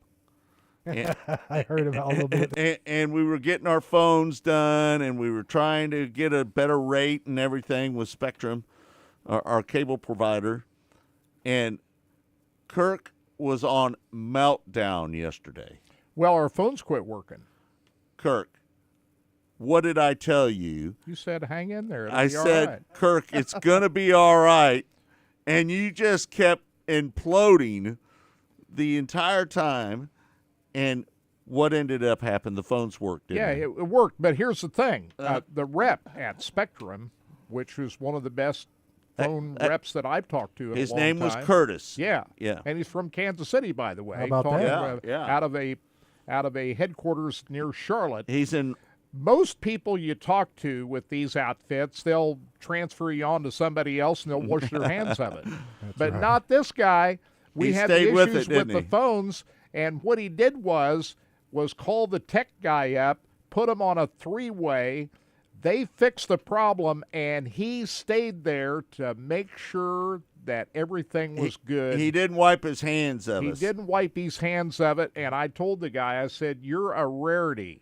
Most right. people would just transfer us on to somebody else, but you didn't. You But stayed he with was it and made sure we were taken care Kurt, of. It was because he knew who we were, and he was an 810 listener when he lived here in Kansas he City. knew who we were. Yeah. How cool is that? That was pretty cool. But anyway, I want to call out great service when you get it because it's so rare. Absolutely. Right. But Absolutely. he provided And that. if you're down there at the Chili Bowl if you're down there this week, all those people that are working the doors, it's cold down there. Be kind to those people. I've seen some bad, it's bad down there. Those people, there's the smoke at the doors that go out to the smoking patio, and people trying to, just be courteous to everybody down there, be kind to everybody down there, and have a great time down there. That Chili Bowl can be a great event if you make it a great event. It can be a long weekend if you do your thing the wrong way. Yeah. Just know Well, that. even though I don't miss doing the Chili Bowl, Right. I'm going to be there along with you, Scott. You're heading down Monday. I'll head down Tuesday for the rest of the week. But Right. Last year I had so much fun down there, just hanging out. You know, not doing anything. It was great. Are the vendors back? That's kind of what I'm kind of curious on. Are there more? Because over with the COVID stuff, there was some shut down a little bit, and then the following year, there were some that kind of decided not to do it because they had some other things they had. Well, they were all back last year. Yeah, so I didn't. I went. Obviously, I went down there. Kirk, you going to wear a mask? No. No. Well, I when you were talking about what we did on break, you guys were talking. All I did was lay up sick for Chris. I got COVID down there last year. You got COVID. I'm talking about this year. I got sick. Do you remember that, Kurt? You got seemed like you got it twice. I had to come back home. Yep, I remember. Remember? That. Well, I got sick this year, and that's what I did on my break, was just kind of recover. We didn't go out of town. We didn't do anything on our Racing Boys 2-week break. I've been pretty fortunate. I waited around down there and didn't get a thing. And I've been pretty fortunate Wash your the hands. last few years down Don't there. touch your face, guys. It's all good. You Wash know, your the hands. great thing, if you haven't been to the SageNet Center in some time, the ventilation is way better than it's ever been. No doubt. Even from my first year there, which is 10, 11 years ago, that was when it was already getting better. Yeah. But from that day I mean, there's nobody gets, let's just say this, I don't see anybody getting sick from fumes unless they are somebody who is very susceptible to something. You just don't see that no more, whereas you did see that a lot more in the past, in the old days. Marie says start your vitamin C regime now. Yeah, I know it. That's a good idea. It is. Not a bad idea. I take vitamin D every day. I'm a vitamin D and a fish oil guy myself. I don't take a lot of. You take fish oil? I do. Mm-hmm. Wow. Fish oil supplement. What's that do for you? I don't know. My wife gave me the Bach pill and said, "Do this," and I said, "Okay." She Just said, do whatever your wife My tells wife's you a to do. doctor, and I do what she tells me. You know. Right. Two things: keep your hands washed and don't touch your face. That's what I was saying. Wash those hands, guys. You should be fine. You'll be fine down there. Keep that bottle of little sanitizer. They've got it all over down there at the shootout. Right. We want to remind people that Mostly Motorsports, again, is going to start on Monday, right? About noon? And at 12 noon. That's right. And it's going to be a 2-hour show. Yep. And you'll probably hear a lot of Mostly Motorsports on Saturday mornings. Yep. Once we start getting our interviews Right. and everything, these will be longer, and this will be the show probably. You know, a lot of the show will be Mostly Motorsports with a little bit of extra on it. But yeah, it's going to be fun. I can't wait till this year. Bigger and better interviews is the way I'm looking at it, because they're going to be bigger. Marie says she does vitamin C and fish oil every day. That's me too. There you go. See, good idea. What's fish oil do for you? I don't know. Has something to do with your blood and cholesterol. I can't remember. Maybe it's I don't remember. Keeps your Maybe bloodstream Maybe clear. somebody can let us know what it does for you. But I just know that I've been for 2 years now. I've been taking those little fish oil tablets. And Right. Yeah. vitamin D, vitamin C, good stuff, man. Yeah. But anyway, it should be great down there this week. Looking forward to it. The Chili Bowl is unlike anything there is in the world. Friday and Saturday Right. night is another animal too. Right, like no doubt. When you're there during the week, and every night's crazy at the end of the night. Don't me get me wrong, the place is packed. You can hardly walk. You know, it's like going to a concert in the vestibules at the concert places. That's what it's like. It's Right. like you're. But Friday and Saturday night is a different gig, man. It's when the crazies have we're talking costumes. That's when feelings get hurt. Yeah. On Saturday night, that's when the feelings start The getting pressure hurt. is really ramped feel up it by in that the- time of the week. Right. Absolutely, And- you feel it in the building. But you know the coolest thing about the Chili Bowl, I like it. You know they got the windows inside the Sage Net Center.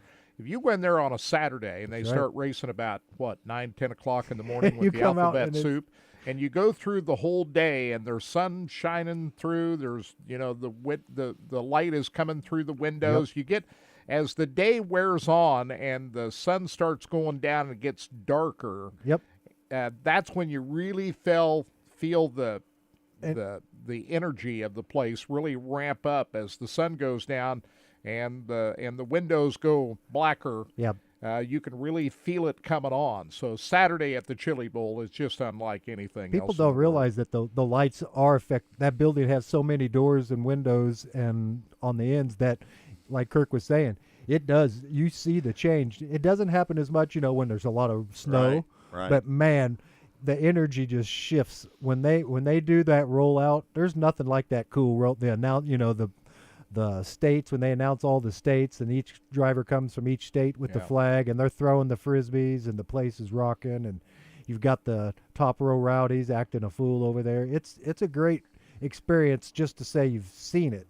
Right. A few times. Like I said, I'm in another part of the building working in a editing part, but I always made sure I went on a Friday and a Saturday, went and sat in the crowd up in the bleachers, stood by one of our cameras, and just so I could experience that because Right. it's so cool. I mean, it's you're not going to, you don't get this anywhere else. And the pit area is just absolute madness. Insane. Around the staging Insane. area and all the No people doubt. It gets that, bigger every around year. the cars as they get lined up to go out to race. They're all in the lawn chairs out front, and it's just it's a madness. It looks to me when you're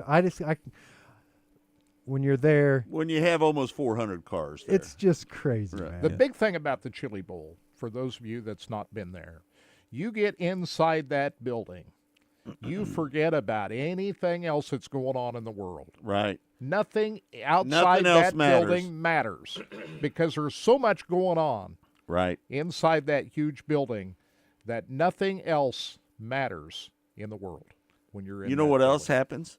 Your feet get sore. Yeah.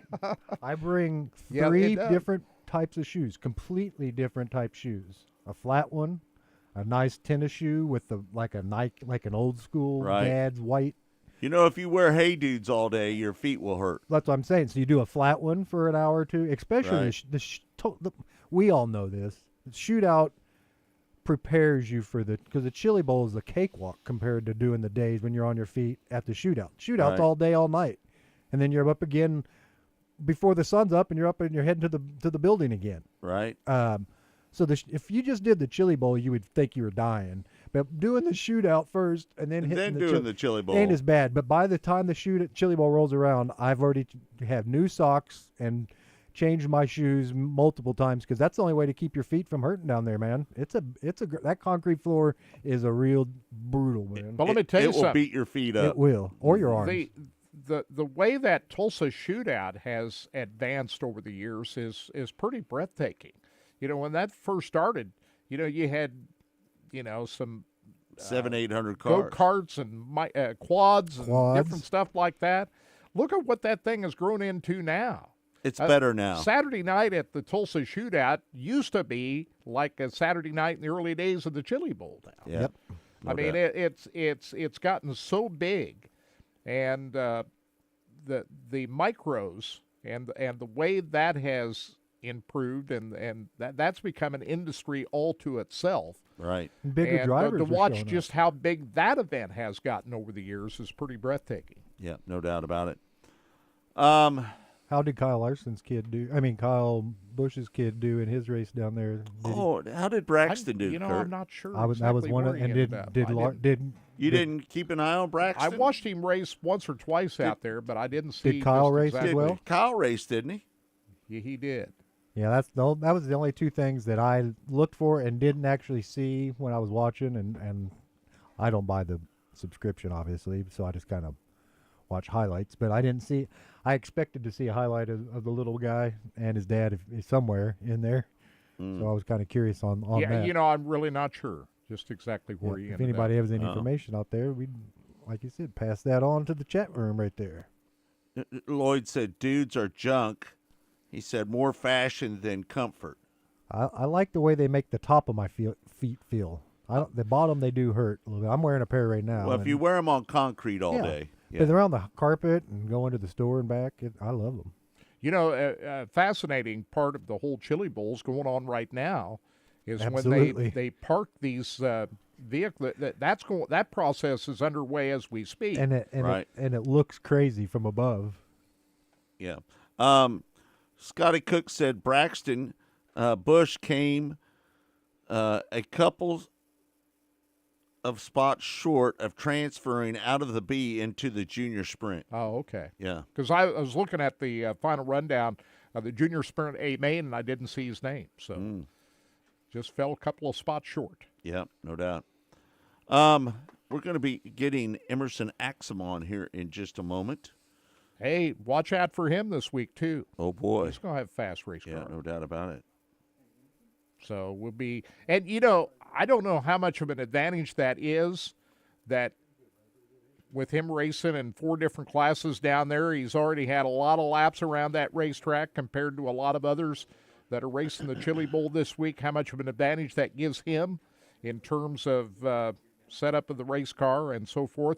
Because you know as well as I do, Scott, that track changes a little bit from year to year. It's not the same from one year to the next. A lot of times it is, but there's differences from one year to the next. Well, he already has a handle on what this racetrack is like going into the Chili Bowl this week.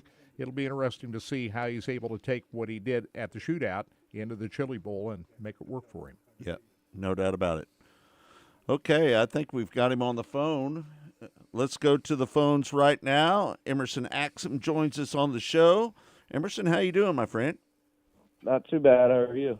Hey, we're doing pretty good, man. I appreciate getting up early to talk to us here on Track Talk. Man, you know, you did such a great job with the Winged Outlaw car. Talk about that race, and, you know, that was kind of a back-and-forth race there for a little bit, wasn't it? Yeah, Yeah, it was pretty tough. I mean, after going 0 for 3, and I felt like we had 3 really good shots before that to have a chance, and it just didn't work out. So, I knew we had to get the car spot on, and I wasn't going to make any more mistakes that night. Yeah, no doubt about it. You kind of had your hands full there just for a little bit. You kind of exchanged the lead back and forth a little bit. You took the lead, I think it was on lap 14. Then you lost the lead again around lap 25. Take us through that sequence of events right there. Yeah, I mean, we kind of had caught lap traffic, and the track was still pretty narrow, so it was tough to get around some cars, and so we were both kind of moving around, and it just we were just trying to get around some cars, and kind of left the faster lane open, and I was able to sneak by TJ, and then kind of did the same thing he did, trying to make a little bit of an aggressive move to get around a lap car that I felt like would have been a big move if I could have done it. So I kind of took a risk, and it didn't really pay off, and he got back around me, so I kind of had to get back up on the wheel and find a way back by him. Yeah. What I really appreciate about you, Emerson, to be honest with you, is your competitiveness. You were beating yourself up pretty bad about the 8th, the 6th, and the 3rd place finish that you had earlier in the night. You felt like that you had a chance to maybe pick up a couple wins there. You beat yourself up pretty bad on the air that night. Yeah, I mean, we're there to win, and I felt like we had a shot to win. I think it was a 6th, 5th, and a 3rd, or 6th, 4th, and a 3rd. Okay. Something around there. Yeah. We're there to win, and we hadn't won yet, and so I was just mad because I felt like my guys, they worked really hard, and we worked hard all week to put ourselves in position, and then I kind of felt like, I didn't do the right things, or I didn't do everything I could, or I felt like there was some stuff I could have changed maybe to have a different outcome, and I was just really mad and disappointed about that, especially like I said, after all the work we had done. Yeah, you've got to put that kind of pressure on yourself, though, don't you, if you're going to be successful? Yeah, I think it's one of those things that if you want to do it the right way, you got to kind of have that in you, and luckily, I feel like I'm surrounded with a lot of people that have the same mentality, so it definitely helps. Yeah, talk about this week coming up at the Chili Bowl. Give us a little insight of what you're doing and what car you're driving, and just let everybody know that's listening right now across the country here on Track Talk. Yeah, I'm in the 19 AZ with Ryan Bolt Underwood Motorsports and AV Electrical, and obviously they won the race last year, so should be a good car. And I kind of have my dad in my corner to help out, and I want to thank Tim and Richard and Jennifer back at home for letting me come and do this, and Driven to Save Lives and ZMAX, and really just everyone that lets me come do this, and obviously Amy Electrical and everyone that supports their group, and just excited for this week. Yeah, I mean, talk about this team, Reinbold. Last year that was amazing. Tanner Thorson picking up the win in that car.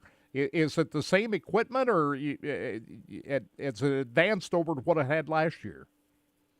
Yeah, it's the same equipment, just a different guy working on it. I got my dad working on my car, which is, I think it's a good thing just because of the relationship me and my dad have, and not a lot of people know that when I was racing midgets full time and on the USAC tour a couple years ago, I guess 1 year ago or almost 2.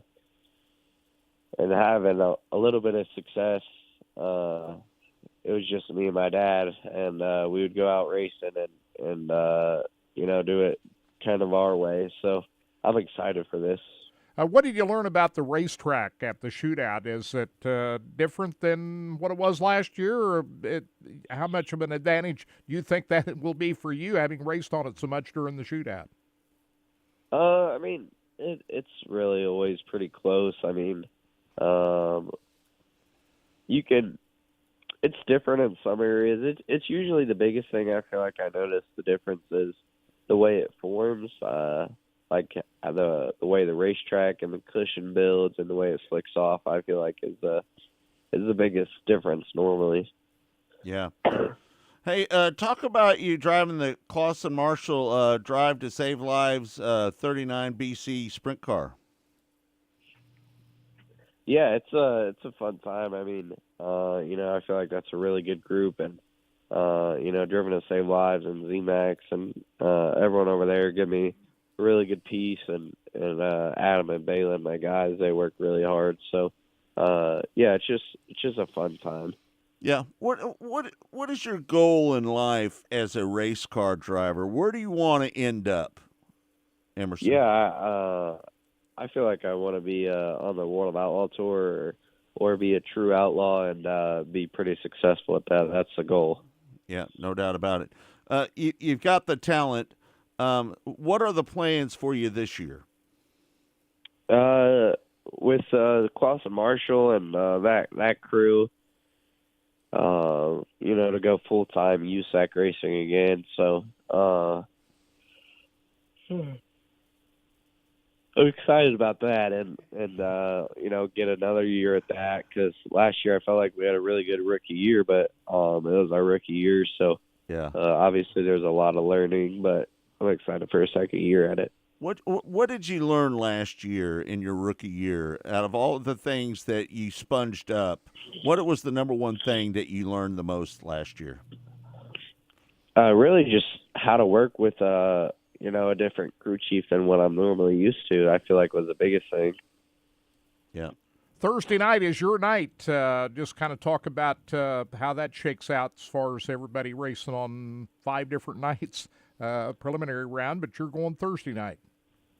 Yeah, I mean, I went Thursday night last year, and I felt like I didn't really feel that good, but we were running up front, and I felt like, we were going to run top 5 last year, and so I made a mistake and took ourselves out of contention. So, I mean, I just felt like that if I could feel not that great and be running up front, that, I kind of told myself, imagine if I felt really good and, was on the same night and kind of had the same deal happen, that I felt like, I'd have a shot to really run up front and be in contention. So, just kind of keep it the same and just kind of better ourselves instead of switching the night. Emerson, man, we really appreciate you taking the time to join us here on Track Talk. Listen, man, you're one of the up-and-coming drivers. I know a lot of people have got their eyeballs on you. I think you're going to have a fantastic year again this year. You're coming back. You're getting the second year under your belt. I think it's going to be a fantastic year for you. You probably are looking forward to it maybe more than last year. Would that be the case? Yeah, definitely. I mean, kind of the same deal in the midget happened. I mean, our first year was kind of obviously a rookie year, and then last year, I guess 2 years ago now, the second year in the midget was really, I felt like we had a shot to win the national championship. It just didn't work out. Some stuff happened, but I think we ended up 3rd or 4th in the points, and obviously a huge learning curve. And the second year was obviously a lot better, and I'm hoping for the same this year. Yeah. All right, Emerson. Thanks so much for getting up early, man. I know as a young man, it's not easy to get up early, but we appreciate you doing so, and good luck this week, okay? Yep, thanks for having me on. All right, there you have it. Emerson luck. Axsom joining us here on Track Talk. It's interesting. I was looking down through some of the names on Thursday night. One of the guys he's going to be racing against is Tanner Thorson, who drove that Reinbold Underwood car last year, and Tanner in his own equipment this time. They're both racing on the same night, on Thursday night. And I got to be honest with you, Emerson Axsom's got a great chance to win that Thursday night preliminary round. Last year, Thursday used to be Christopher Bell. Well, he's not there this year, so he's got as good a shot as anybody coming out of there with the preliminary win on Thursday night to see if he outruns the driver that used to race that car, Tanner Thorson. Yeah, no doubt. Again, we want to remind everybody that Monday is the start of a new era of Mostly Motorsports, and it's going to start at 12 noon. It's going to be 2 hours long. Todd Surprise is going to be our producer. Hey, did I tell you, I don't know if I mentioned this or not, but, we get a little off topic here once in a while. But the other night, Todd, I watched the movie Bullet. Oh, that's a great with movie. Steve McQueen. After we talked about movie. that. Oh, my goodness. What a movie that was. Maybe the greatest car chase ever shot. Yep. I would say. Do you think Without it's the CGI. greatest car chase? Well, without CGI added, because there was no CGI back that day. So what you saw is what it was. They were jumping those hills in San Francisco. I tell you, Quentin Tarantino had a movie with that death race or what? Death Wish. No, he had a movie. Quentin Tarantino had a movie called Death Race or something, Oh, and Death it was, Race. and I can't remember what. But anyway, he had a car chase scene in it, and he did it the same way they did in Bullet. There was no anything computerized. One camera hooked to a car, another camera following, and go. That's a great car. There's an actual YouTube video about that car chase scene, not the people that made it, but people breaking down how tough that. How hard it was on the cars. And how hard it was. How many cars they had. And how hard it was to film. I don't know if you know this, but Tony Bruce Jr.'s dad, Tony Sr., he owned one of the cars from the new Bullet movie. I'll be darned. Well, the only other movie of that era that would rival that as far as car chase scenes would have to be the French Connection. Yep. And those Gene Hackman and Roy Scheider. Through the streets of Chicago, right? What about Smokey and the Bandit? Well, and there was a lot of wrecks in that. Cannonball Run, anything Burt Reynolds had to do with, because he was a former stuntman and he loved cars. Hooper, the movie Hooper, was based on nothing but stuntman. Stuntman life. That was what it was based on. It was supposed to, which was in Sonny. Trying to remember that stuntman's name. That's who. That was all based off of Sonny. You know that Smokey and the Harry Gant. Yeah. So they're the two original guys that did every movie that you've seen. Right. But like Kirk Hal was saying, Needham and Hal Needham. Hal, that's it. Hal Needham, that's it. Smokey and the Bandit, a lot of people Kirk thought pulled that out. thought that was hokey as hell. No. But I'm going to tell you something. Smokey and the Bandit is one of the great It's a great movie. of all time. I love that movie. It's a great movie. Well, it's all because of Burt. And, and Jackie Gleason. Jackie Gleason was great, and was Jerry classic. Jerry Reed was a great actor and musician. All that music that was played. That's all. Sally Fields wasn't too bad either. She Academy Award winner. I think she's the one who brought the down. Jerry Reed. No, I thought that was a great movie. Yep. Every time that comes on, I got to watch. Well, you can. That's one of those movies that you can pick up in the middle of anything and be like, I can watch 10 minutes of this. You know what movie's like that for me? What's that? Goodfellas.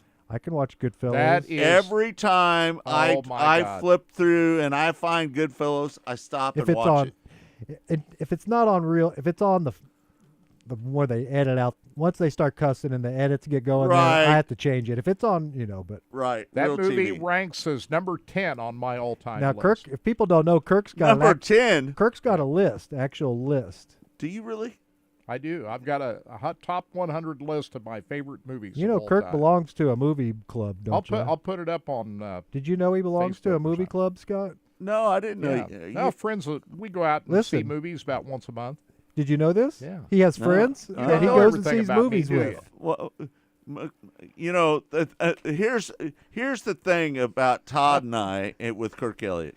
He's the mystery man, isn't he? Let me tell you, the day he told me. We don't know what he does outside of this studio. The other day he told me I'm a movie buff. He told me, he goes, well, in my movie club, we went and seen And I just played off. I go, oh, that's cool. And I literally, when I hung up the phone, I went, whoa, he just told me he has a movie. I mean, not that it's a bad thing, but it was just amazing. I've been with Kirk, you guys, 11 years now. I didn't know he was in a Some movie. good club. friends of mine. We went. We all get together about once a Deidre and month. I went and saw the movie about Whitney Houston. Yeah, I heard it was good. How was that? Oh my gosh! Have you not seen it yet? I've not seen it. I went and seen. It's really good. We went and seen Babylon, me and my wife, the Yeah. Brad Pitt movie, and I'll just say I don't know.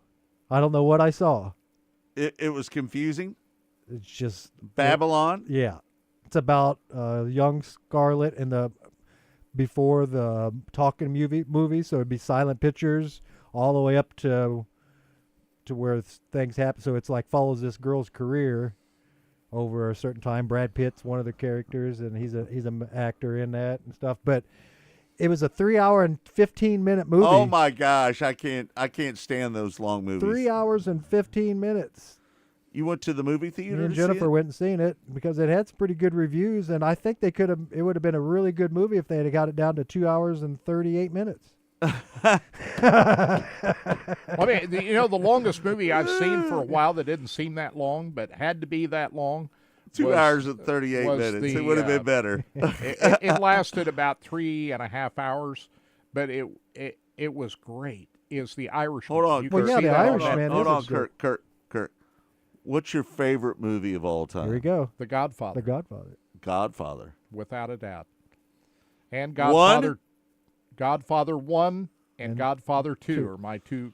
Godfather favorite 3 movies was of all terrible. time. That was a cash I grab. agree. Yeah. Citizen Kane number 3, Schindler's List 4, and On the Waterfront 5. See, Kirk Elliott actually, I mean, he has a real list, Scott. It's written down and it's out. And so here's my new thing. Here's what I would like. We got to get our hands on that Well, list. we have to start creating our own list now. Yeah. Because I can't come to the table and not have a list of my own. You know, the problem is that I don't watch enough movies. Yeah. Now that You know what I watched? Lawless last night. Yeah. Have you ever seen the movie Lawless? It's about these 4 brothers that are making moonshine back in the 1917, around that period, or 1920s. I saw the preview for that. Right. It was a great movie. We watched it last night. It was really good. Netflix? Yeah. Well, check it out. Yeah. No, we watched it on Roku. I think it was Lifetime last night. Yeah. Well, I bet, like I said, with Netflix and all the streaming services and everything, you should be able to find you a movie to watch almost any night. I'll of the tell you, week. I saw a great movie the other night. It's called Boyhood. It's about a young boy. Kirk was telling me about they that. filmed it over 12 years. Crazy. The same boy, they come back every year and film it, and the same boy growing up. And to man, be you a can see what his high school transformation kid. in and all 12 the years issues on that he video. went through in family life, divorced families. His mother got involved with a bunch of a-holes that were always drunk. You can see the And trailer. just It's pretty good. it's a fascinating movie if you ever have a chance to check Go it out. pull the trailer up on that because I watched the trailer and I may not watch it because I tend to gravitate towards comedy and drama. I'm the same way. I stay away from sadness as much as I can because I want to escape anything that might be The best comedy movie of all time, in my opinion, Young Frankenstein. Young Frankenstein's a great underrated movie, and people don't realize that Ray. Everybody loved Ray, the dad on there. That's the Frankenstein character in there, and he was a great actor, man, in the day. Gene Wilder, Marty Feldman. Yeah, man. Marvin's checking in from Miamisburg, Ohio. How about that? How about that? Hey, Marvin. We Welcome. appreciate you, buddy. We We're want going to get out to Ohio this year for the $1 million That's right. race. We're going, Scott. Right. We need to get an RV spot, though. Yeah. We need to get that lined up here pretty or quick. get a new generator in the motorhome. But you're going to PA's Speed Week, right? Late June, July? I want to go there. You know, I've got an opportunity to be a pit reporter at a racetrack, but I'm not sure that I want to do that. Kind of ties you into town.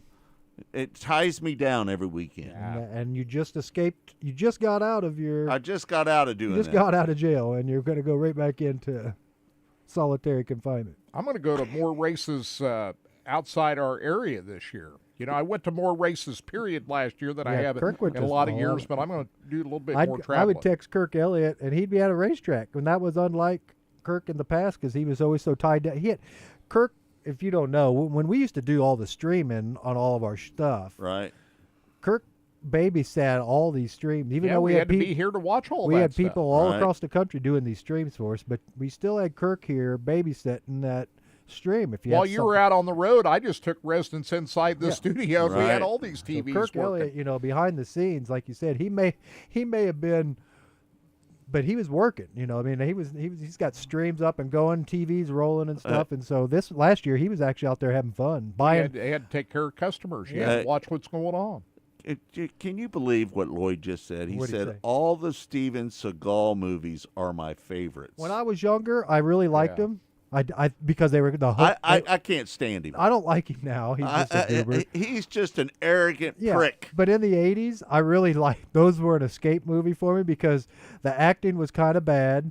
They had terrible one-lines in them, and there was a lot of fight scenes, and it was just kind of. I'll admit it, Lloyd. I watched all of them too with you. I don't watch them anymore, but they were really some of my favorites. My favorite movie. That's just your general movie. Pulp Fiction is my favorite movie. Oh, that's a great I movie. hated that when I first Yeah. saw that movie. The first time I watched that movie, Pulp Fiction, you lost. I was so confused. I couldn't figure out. Okay, what time- in the hell just happened? What here? timeline am I Everything in? was out of. Because well, it moves pretty quick. the it's scenes shot were out of order. out of order. Yeah, I couldn't figure it out. I went back and watched it a second time. I said, "Okay, I get it now." Yeah, Right. and But that's it took me at least 2 times, maybe 3, to really And that's figure what that Quentin movie out. Tarantino does. It's a great movie, but I was so I've never seen a movie that I was so frustrated watching the first time than Pulp Fiction. Fiction's got to be one of my favorites. Yeah, I went to the movie theater 3 times the week it was out and watched it. We You went with the did. family. I was like Kirk. Well, it took 3 times the to try to first time- figure out what went on. My mother-in-law understood Not it. for me. I think if you go back in 1994 and watch it, you may have actually been trying to, because Travolta's dead pretty quick in the movie. Yeah. And you're like, what happened? And then- What's going on here? So everything's shot out of order, and like you said, the very last scene is the first scene. Well, the way it ended was Right. good, really good. Yeah. And so, like you said, but my mother-in-law, she was able to pick it up. She watched it. She kind of understood. And she explained something to me. I immediately bought a ticket. They went home. I went back in and watched it again because I wanted to understand what I'd just seen. And like Kirk said, it's a Kirk. great movie. Pete wants to know what's your favorite Paul Newman movie. Ooh, I got one. I think Bullet. The Hustler. The Hustler is a good movie. Hustler's good. I like Butch Is my Cassidy. favorite He was in Le Mans too, wasn't he? Yeah. I think so. I like Butch Cassidy and the Sundance Kid. Oh, that was good. That's a really When they good. jump off the But cliff at the end. The best one is probably when he's on the chain gang, right? That's the most famous line he's in, right? we when he tries here to jump the fence on the is- motorcycle. No, Cool Hand that's Luke? no Cool Hand Luke. is- Cool Hand Luke. What we got here is failure to To me, the greatest Paul Newman movie is The Hustler. Yeah. And Jackie Gleason was also in that movie. Wow. And in the movie when they did what was the remake? Pete says The Verdict. Verdict was a good movie. That was a good movie. I'm a big Alfred Hitchcock guy, Yeah, so Kirk's got- whatever he made, I'm all in. Quentin Tarantino wasn't a Hitchcock fan. I don't know if you know that. He wasn't? He liked all of his ideas of movies, but he thought he dropped the ball in the last 15 minutes of a lot of his movies. He thought he cashed in. He mailed in the obvious instead of doing something. Not in all of his movies, but Right. but you got to understand, Quentin Tarantino is like Kirk Elliott.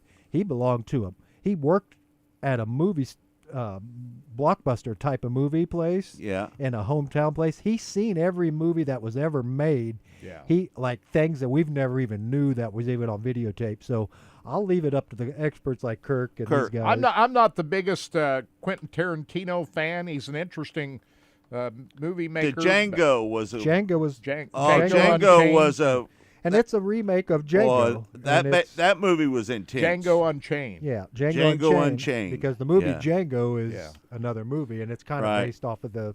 Right. But that was a crazy movie, man. Yeah. A lot of blood in that movie. A lot of my two favorite movie makers probably have to be Martin Scorsese and Steven Spielberg. Kirk, can you give Todd your list of movies, and so we can look at them on the air? Yeah, I can make that up. So that I don't have it. Can you copy and paste that? No, we'll have a copy of it, and I'll make it. Yeah, I'll do a scan. I'd like to go over that list of movies Sure, with you. and it's just my list. I wouldn't expect everybody else to agree. Do you with got it. 1 through 100? He does. You do. Isn't that cool? It's cool. When he told it me, took me a while to put that together too. And so here's what I want to know: is things I never knew about. Do Kirk. you revise the list as you watch movies? Sure. That's different. It gets revised all the time. So with it's new not movies just a coming. list; it's a continually changing. Ford versus Ferrari. Where's that ranks in the top 100?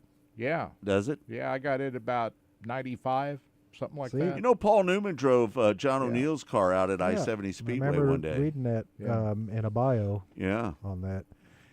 Yeah, there's a lot of interesting. Ford v Ferrari is a great movie. His modified, I believe it was. Yeah. Well, talking to Rick Beebe, I wanted to bring up, when we there for a little while when they had a little bit of a guy here in town that was the new guy that was going to be all the rage. We sent a camera crew out with Rick Beebe. Remember, we sent a camera with Rick. Yeah. And he went out there with Trevor Hunt. And they went out there to the North Carolina, and Rick and their family, they videotaped, and we put together a whole package. It's up there on our Racing Boys TV segment, and he was instrumental in getting that kid. He really worked with that kid, and in that video you can really see how. I knew Rick from being around you guys. What was that kid's name again? Trevor Hunt, right? Trevor Hunt. Yeah. I don't know if you know this, but I got a meeting with Trevor Hunt and his dad with Spire Sports and Entertainment. Right. And that was all. This was during that whole time. And what was crazy about that meeting is my friend T.J. Pusher that owns half of Spire Sports and Entertainment. We did it during the nationwide race. He said, "Let's go eat now." I said, "During the race?" He said, "Yep, let's go eat right now." And we went over there and met. And you know what the first thing he told Trevor was, "Win races." I'll come back. He says, I don't care if you win championships or not. Just win me some wins. I need is wins. what it takes. That's great to advice. Get to the next level. Yeah. And winning Rick, is everything. It was. And Rick in those videos, you could see him coaching Trevor. He went along with him, and they were working on that track, and he was coaching him into these quarters, and he talked, and that's what I always enjoyed about when you listen to Rick talk and stuff. He's Rick's pretty smart dude. Pretty smart dude, man. Yeah. And I'm lucky enough to say that he won his last pavement race driving cool for me. And so, congratulations to him and all the other inductees. I mean, that's super cool deal, man. Yeah, we got Rick Beebe, Jerry Covert, Jerry Gilbert, Bob Reber, Tom Bierman, Lonnie Farley, Danny Lasolski, and Freddie Whistler. The dude. Freddie Whistler should have been in years ago. And I'm glad to see he's in there because I've been with Scott. Freddie Whistler drove for Fred Renault. Yeah. And Fred and him had won a lot of races together. Yeah. For as long as I've worked with you guys, that name has always been the name Scott says. When's Freddie getting in? Yeah. I've been here for 11 years, and that's one of the names that. And I've said this a lot of times, but the one person that isn't in there that should be in there, Jeff Clem. Jeff Clem. Yep. Absolutely. And we talked about that with. What in the hell is he not in there yet? We talked about that with Dave Tyson. He will be. He's one of the all-time winningest drivers at I-70 Speedway. He should be in there. Yeah, Absolutely. We talked about that with that, and that was one of the things you said, and that was what we also talked about with Kenny Schrader, one of the other guys. But it doesn't get any bigger than Danny Lasolski and Rick Beebe. Yeah, big names coming to. Those are big names going Kirk, in. where's American Graffiti? Is it in your top 100? Yeah, that's a great movie. Yeah. Absolutely great movie. That's what Lloyd said. Nostalgic. If for any young viewer. Pete said The Verdict is his favorite. Yeah. Verdict's a very good movie. Yeah, that's actually a good movie. I'm not a big Tom Cruise guy, but I like that. Hey, have you seen the new Tom Cruise movie? Mm-mm. Top Gun movie? Oh, yeah. Kirk, that's one of his favorite movies. Outstanding movie. It was really good, wasn't it, Kirk? It's better than the first Top Gun. It might be better. I think it is better. I do, too. It's better constructed, better crafted. The action scenes are better. Tom Cruise really did a good job with that movie. And he does a lot of his own stunts, too, doesn't he? Every movie may be his last movie. Did you ever see him jump out of the airplane? I did. He did it 7 times. Right. To get that shot. He jumped a motorcycle off a freaking mountain. That last one was insane. He jumped this thing off a mountain 7 times. With a parachute. With a base jump. Basically base jumping off of a mountain with a motorcycle. They tore up a few motorcycles there, didn't they? And let me tell you, that director, you can see it in his face every time you see that guy reaching for that parachute. He was cringing. And then when it went off, everything. I mean, that was nuts. And then Tom says, let's do it one more time. And the director's like, oh, my God, this guy's going to kill me. Tom Cruise gets off on doing his own stunts. You know as well as I do, Scott. You're a driver. This adrenaline-based sport is what we cover right here. Yeah. It doesn't matter if it's a go-kart all the way up to the World of Outlaws, up to Indy cars. That's all it is based around, is that. Mm-hmm. And if you don't have that in you, you don't get in it. And people that are in it, it's addictive. I wouldn't jump off a mountain. No, but you would put a car up against the wall at 180 miles an hour at Kansas Speedway. I've done that. And that's what I'm saying. So it's an adrenaline thing. And guess what? If you might have been 20 years younger when that happened, you may be in the next part doing something crazier, because our frontal lobes don't develop until 27 years old. So therefore, that tells you why you're able to do these crazy things. You know, me personally as a race car driver, when I raced, I wish I would have been a little more serious when I first started, because when I first started, I didn't take racing very seriously. In 1977, I started. I raced in 78, 82, and I really didn't start getting serious until 87. Was my first year of trying to get a little bit serious about my race cars. 88 was a good year for me, except I destroyed my car. And then once I started pavement racing, that's when it all came together. That's when it all clicked. And those were the... I just wish I would have been serious those first 10 years. I bet a lot of new listeners to this show would be shocked to hear you say that you were ever a pavement racer, but you were damn good at it. I won a few races. Yeah. You know, those modifieds you raced back in the day, they were cool-looking race cars. Yeah. I had one of the best-looking modifieds ever. Yeah. Yeah. Number 16. Yeah, no doubt. All right, folks. Well, I want to thank everybody for tuning in. Don't forget, this Monday at 12 noon Central Time, Mostly Motorsports is going to start, and Kirk Elliott is going to sit in with me on Mondays, right, Kirk? Absolutely. Right. We're all in. I couldn't do it every day like you did. Right. That's all. Couldn't do it. I couldn't commit to that either. No.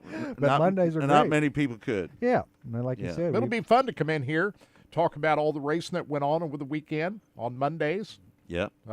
That's why we picked Mondays, because there'll be so much to talk about. Right off the weekend. Absolutely. Yeah, no doubt about it. All right, thanks everybody for tuning in to Track Talk here on Sports Radio 810 and RBN, the Racing Boys Broadcasting Network. I want to thank Todd Surprise. What was the kid's name that was working at 810? Kyle Collier. He's a new guy, right? Yeah.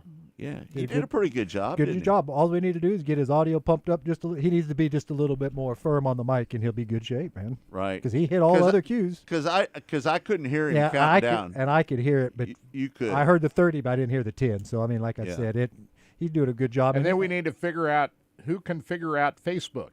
That's right. To make sure it works. We're going to try to.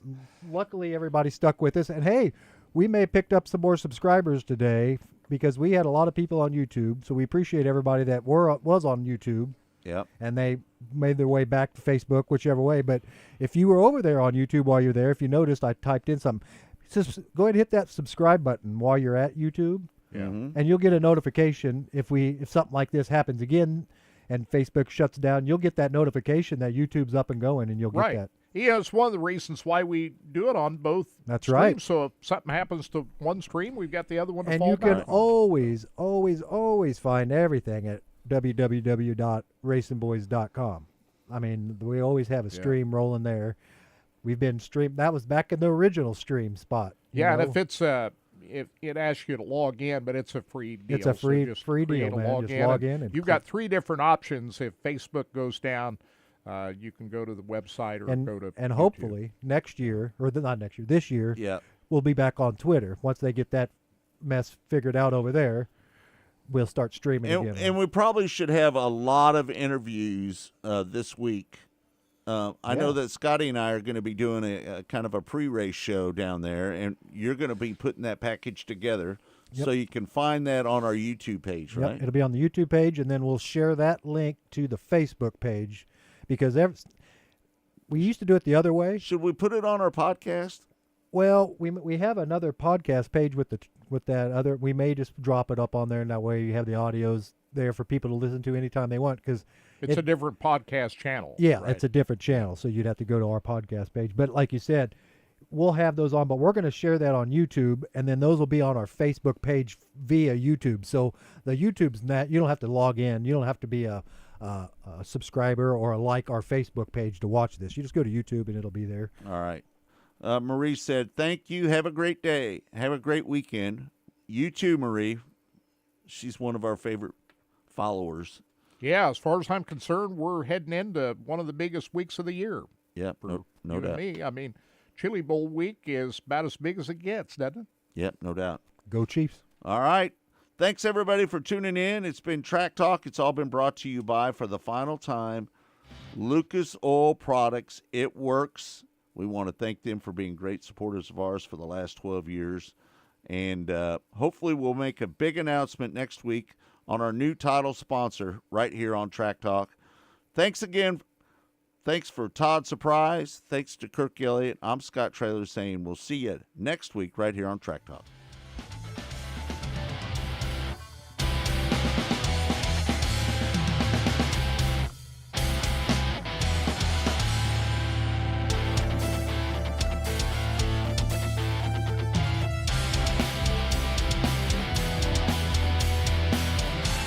Track Talk.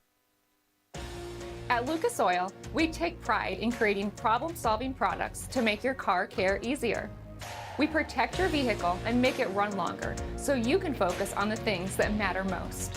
Whether it's commuting to work, visiting a loved one, taking the kids where they need to go, going to the big game, or anywhere life takes you, Lucas Oil is committed to getting you there for all of life's important moments. Lucas Oil, it works.